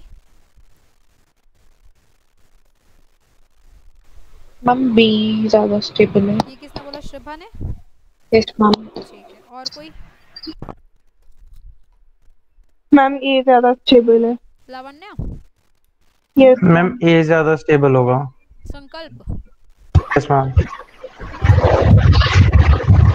मैम ए स्टेबल होगा। साक्षी? Yes ma'am. तुम्हारी आवाजें पहचानने लग गई हूँ अब। हाँ बताओ। सारांश? मैम एक मिनट। हर्षल? एक मिनट। आप कितने 1 मिनट चाहिए तुम्हें? आधा मिनट। मैम बी ज्यादा स्टेबल। बी ज्यादा स्टेबल है। ओके। मैम बी वाले में स्टेरिक हिंड्रेंस का क्वेश्चन नहीं है ना, मतलब नहीं उठता उसमें। क्वेश्चन तो उठ गया। क्वेश्चन तो कभी भी उठ जाता है यार। और कौन है भैया जिसने आंसर नहीं दिया? दिया? Ma'am A. A. Navya? Ma'am B होना चाहिए इसका आंसर। बी होना चाहिए। नव्या? Ma'am A. आंसर है B. B more stable than A. क्यों है ऐसा? पहली बात तो मुझे ये बताओ कि NO2 ग्रुप कार्बोकटाइन को स्टेबल करेगा या अनस्टेबल करेगा? अनस्टेबल। अनस्टेबल। तो अगर ये कार्बोकटाइन यहाँ पर है, उसके पैरा पोजीशन पे NO2 लगा हुआ है, मतलब ये कार्बोकटाइन जब ऐसे रेजोनेट करेगा तो कार्बोकटाइन जब यहाँ आएगा तो हाईली अनस्टेबल हो जाएगा, बिकॉज NO2 से क्या खींच लेगा? बेचारे बच्चे के पास ऐसे ही कुछ खाने को नहीं है, तुमने और खींच लिया उससे। समझ रहे सारे बच्चे? मतलब ये तो हाईली अनस्टेबल होना है। मतलब मैं तो चाहती हूँ कि इस NO2 को उठा के फेंक दो कहीं बाहर, क्योंकि NO2 मेरे सिस्टम को क्या कर रहा है? डिस्टेबलाइज कर रहा है। और NO2 एक बल्कि ग्रुप हो गया और मिथाइल मिथाइल 2 बल्कि ग्रुप हो गए। यहाँ पे क्या हो जाएगा? स्टेरिक इनहिबिशन ऑफ रेजोनेंस हो जाएगा। This will move out of the plane. और अगर ये आउट ऑफ द प्लेन गया तो मुझे फायदा मिलेगा। क्यों? क्योंकि जब ये आउट ऑफ द प्लेन जाएगा तो जब ये कार्बोकेटाइन बनेगा वो अब NO2 जो है अपना -m इफेक्ट नहीं लगा पाएगा। क्यों? क्योंकि वो आउट ऑफ द प्लेन चला गया है। बोलो, बात समझ आई नहीं आई? Yes ma'am. Yes ma'am. कोई डाउट? No ma'am. पक्का? तो प्लीज जरा ये देखा करो, जैसे यहाँ पे ये वाला ग्रुप मुझे पसंद था, क्यों? क्योंकि वो कार्बोकेटाइन को स्टेबल करता था, तो उसका आउट ऑफ द प्लेन जाना हमें अच्छा नहीं लगा और A ज़्यादा स्टेबल हो गया B से। जबकि यहाँ तो मैं खुद चाहती हूँ कि ये NO2 चला जाए यहाँ से, बलट टल जाए यहाँ से। क्यों? क्योंकि ये मेरे कार्बोकेटाइन को क्या कर रहा है? अनस्टेबल कर रहा है। बात सबको क्लियर हो रही है? Yes ma'am. आप सोचो अगर मैं यहाँ थोड़ा सा तुम्हारा सवाल बदल देती, क्योंकि एग्जामिनर यही तो करता है, आगे पीछे कुछ कर देता है। यहाँ कार्ब एनाइन बना देते हैं, ठीक है, और यहाँ NO2 लगा देते हैं, और यहाँ पे यही कर देते हैं, कार्ब एनाइन बना देते हैं, यहाँ मिथाइल मिथाइल यहाँ लगा देते हैं और NO2 लगा देते हैं। अब बताओ कौन स्टेबल होगा? ए। समझ रहे सारे? क्यों? क्योंकि मैं चाहती हूँ NO2 रहे, क्योंकि NO2 का -m इफेक्ट मेरे कार्ब एनाइन को स्टेबल कर रहा है, तो इसका आउट ऑफ द प्लेन जाना is not good for us. Do you understand the point? हाँ या ना? Yes ma'am. सारे बच्चे समझ पाए? कोई डाउट? जी मैम। थोड़ा सा भी है तो पूछो भाई। नहीं है? क्लियर है? चलिए आज की क्लास को यही खत्म करते हैं। अगली क्लास में मैं कराऊंगी acidity and basicity of carboxylic acid, acids and amines, and साथ साथ हम लोग शुरू करेंगे एरोमेटिसिटी। एरोमेटिसिटी होते ही आपका GOC कंप्लीट हो जाएगा और हम लोग आइसोमेरिज्म की तरफ चलेंगे, ठीक है। बट मैं असाइनमेंट जो है वो ऐप पर अपलोड कर रही हूँ, और अगर कोई ऐप पे नहीं है तो मुझे बता दें, मैं पर्सनली भी PDF भेज दूंगी असाइनमेंट का। असाइनमेंट करना शुरू कर दो, साथ में थ्योरी भी मिलेगी, तो इनकेस तुम्हें थ्योरी पढ़नी हो तो तुम थ्योरी भी पढ़ सकते हो। PDF असाइनमेंट का भी दे रही हूँ, जो करना है। तो ये बात आप मान के चलो, आज क्या चल रहा है भाई? ट्यूसडे, वेडनेसडे, थर्सडे, मतलब थर्सडे या फिर आप मान लो नेक्स्ट वीक तक, मतलब थर्सडे तक हमारी लास्ट क्लास होती है ना, तो थर्सडे तक मैं इस हफ्ते GOC पूरा कंप्लीट करा दूंगी। तो आपके पास सिर्फ 1 वीक का टाइम होगा, आपको मुझे GOC का असाइनमेंट करके सबमिट करना पड़ेगा, और फिर सैटरडे को टेस्ट होगा। तो इसलिए बी प्रिपेयर्ड फॉर इट। अभी से मैं असाइनमेंट दे रही हूँ, तो थोड़ा थोड़ा जितना सवाल बना सकते हो बनाना शुरू करो, थ्योरी भी पढ़ना शुरू करो। बात क्लियर है? Yes ma'am. Yes ma'am. Ma'am. हाँ जी मैम मैं ऐप पे हूँ, लेकिन मेरे बैचेस वाले सेक्शन में वो दिखाता नहीं है कि मैं जो ये वाला बैच है रैंकर्स बैच, उसमें मैं पूरा PDF जो है ये जो तुम्हारा व्हाट्सएप वाला ग्रुप है ना, उस पे भेज देती हूँ, ठीक है। और ऐप पे भी डाउनलोड कर लूंगी, तो जिसको जैसे कंफर्टेबल लगे वैसे कर ले, ठीक है। Thank you ma'am. ठीक है, thank you ma'am. Okay, thank you ma'am. Thank you ma'am. Thank you ma'am. हाँ जी, हाँ जी।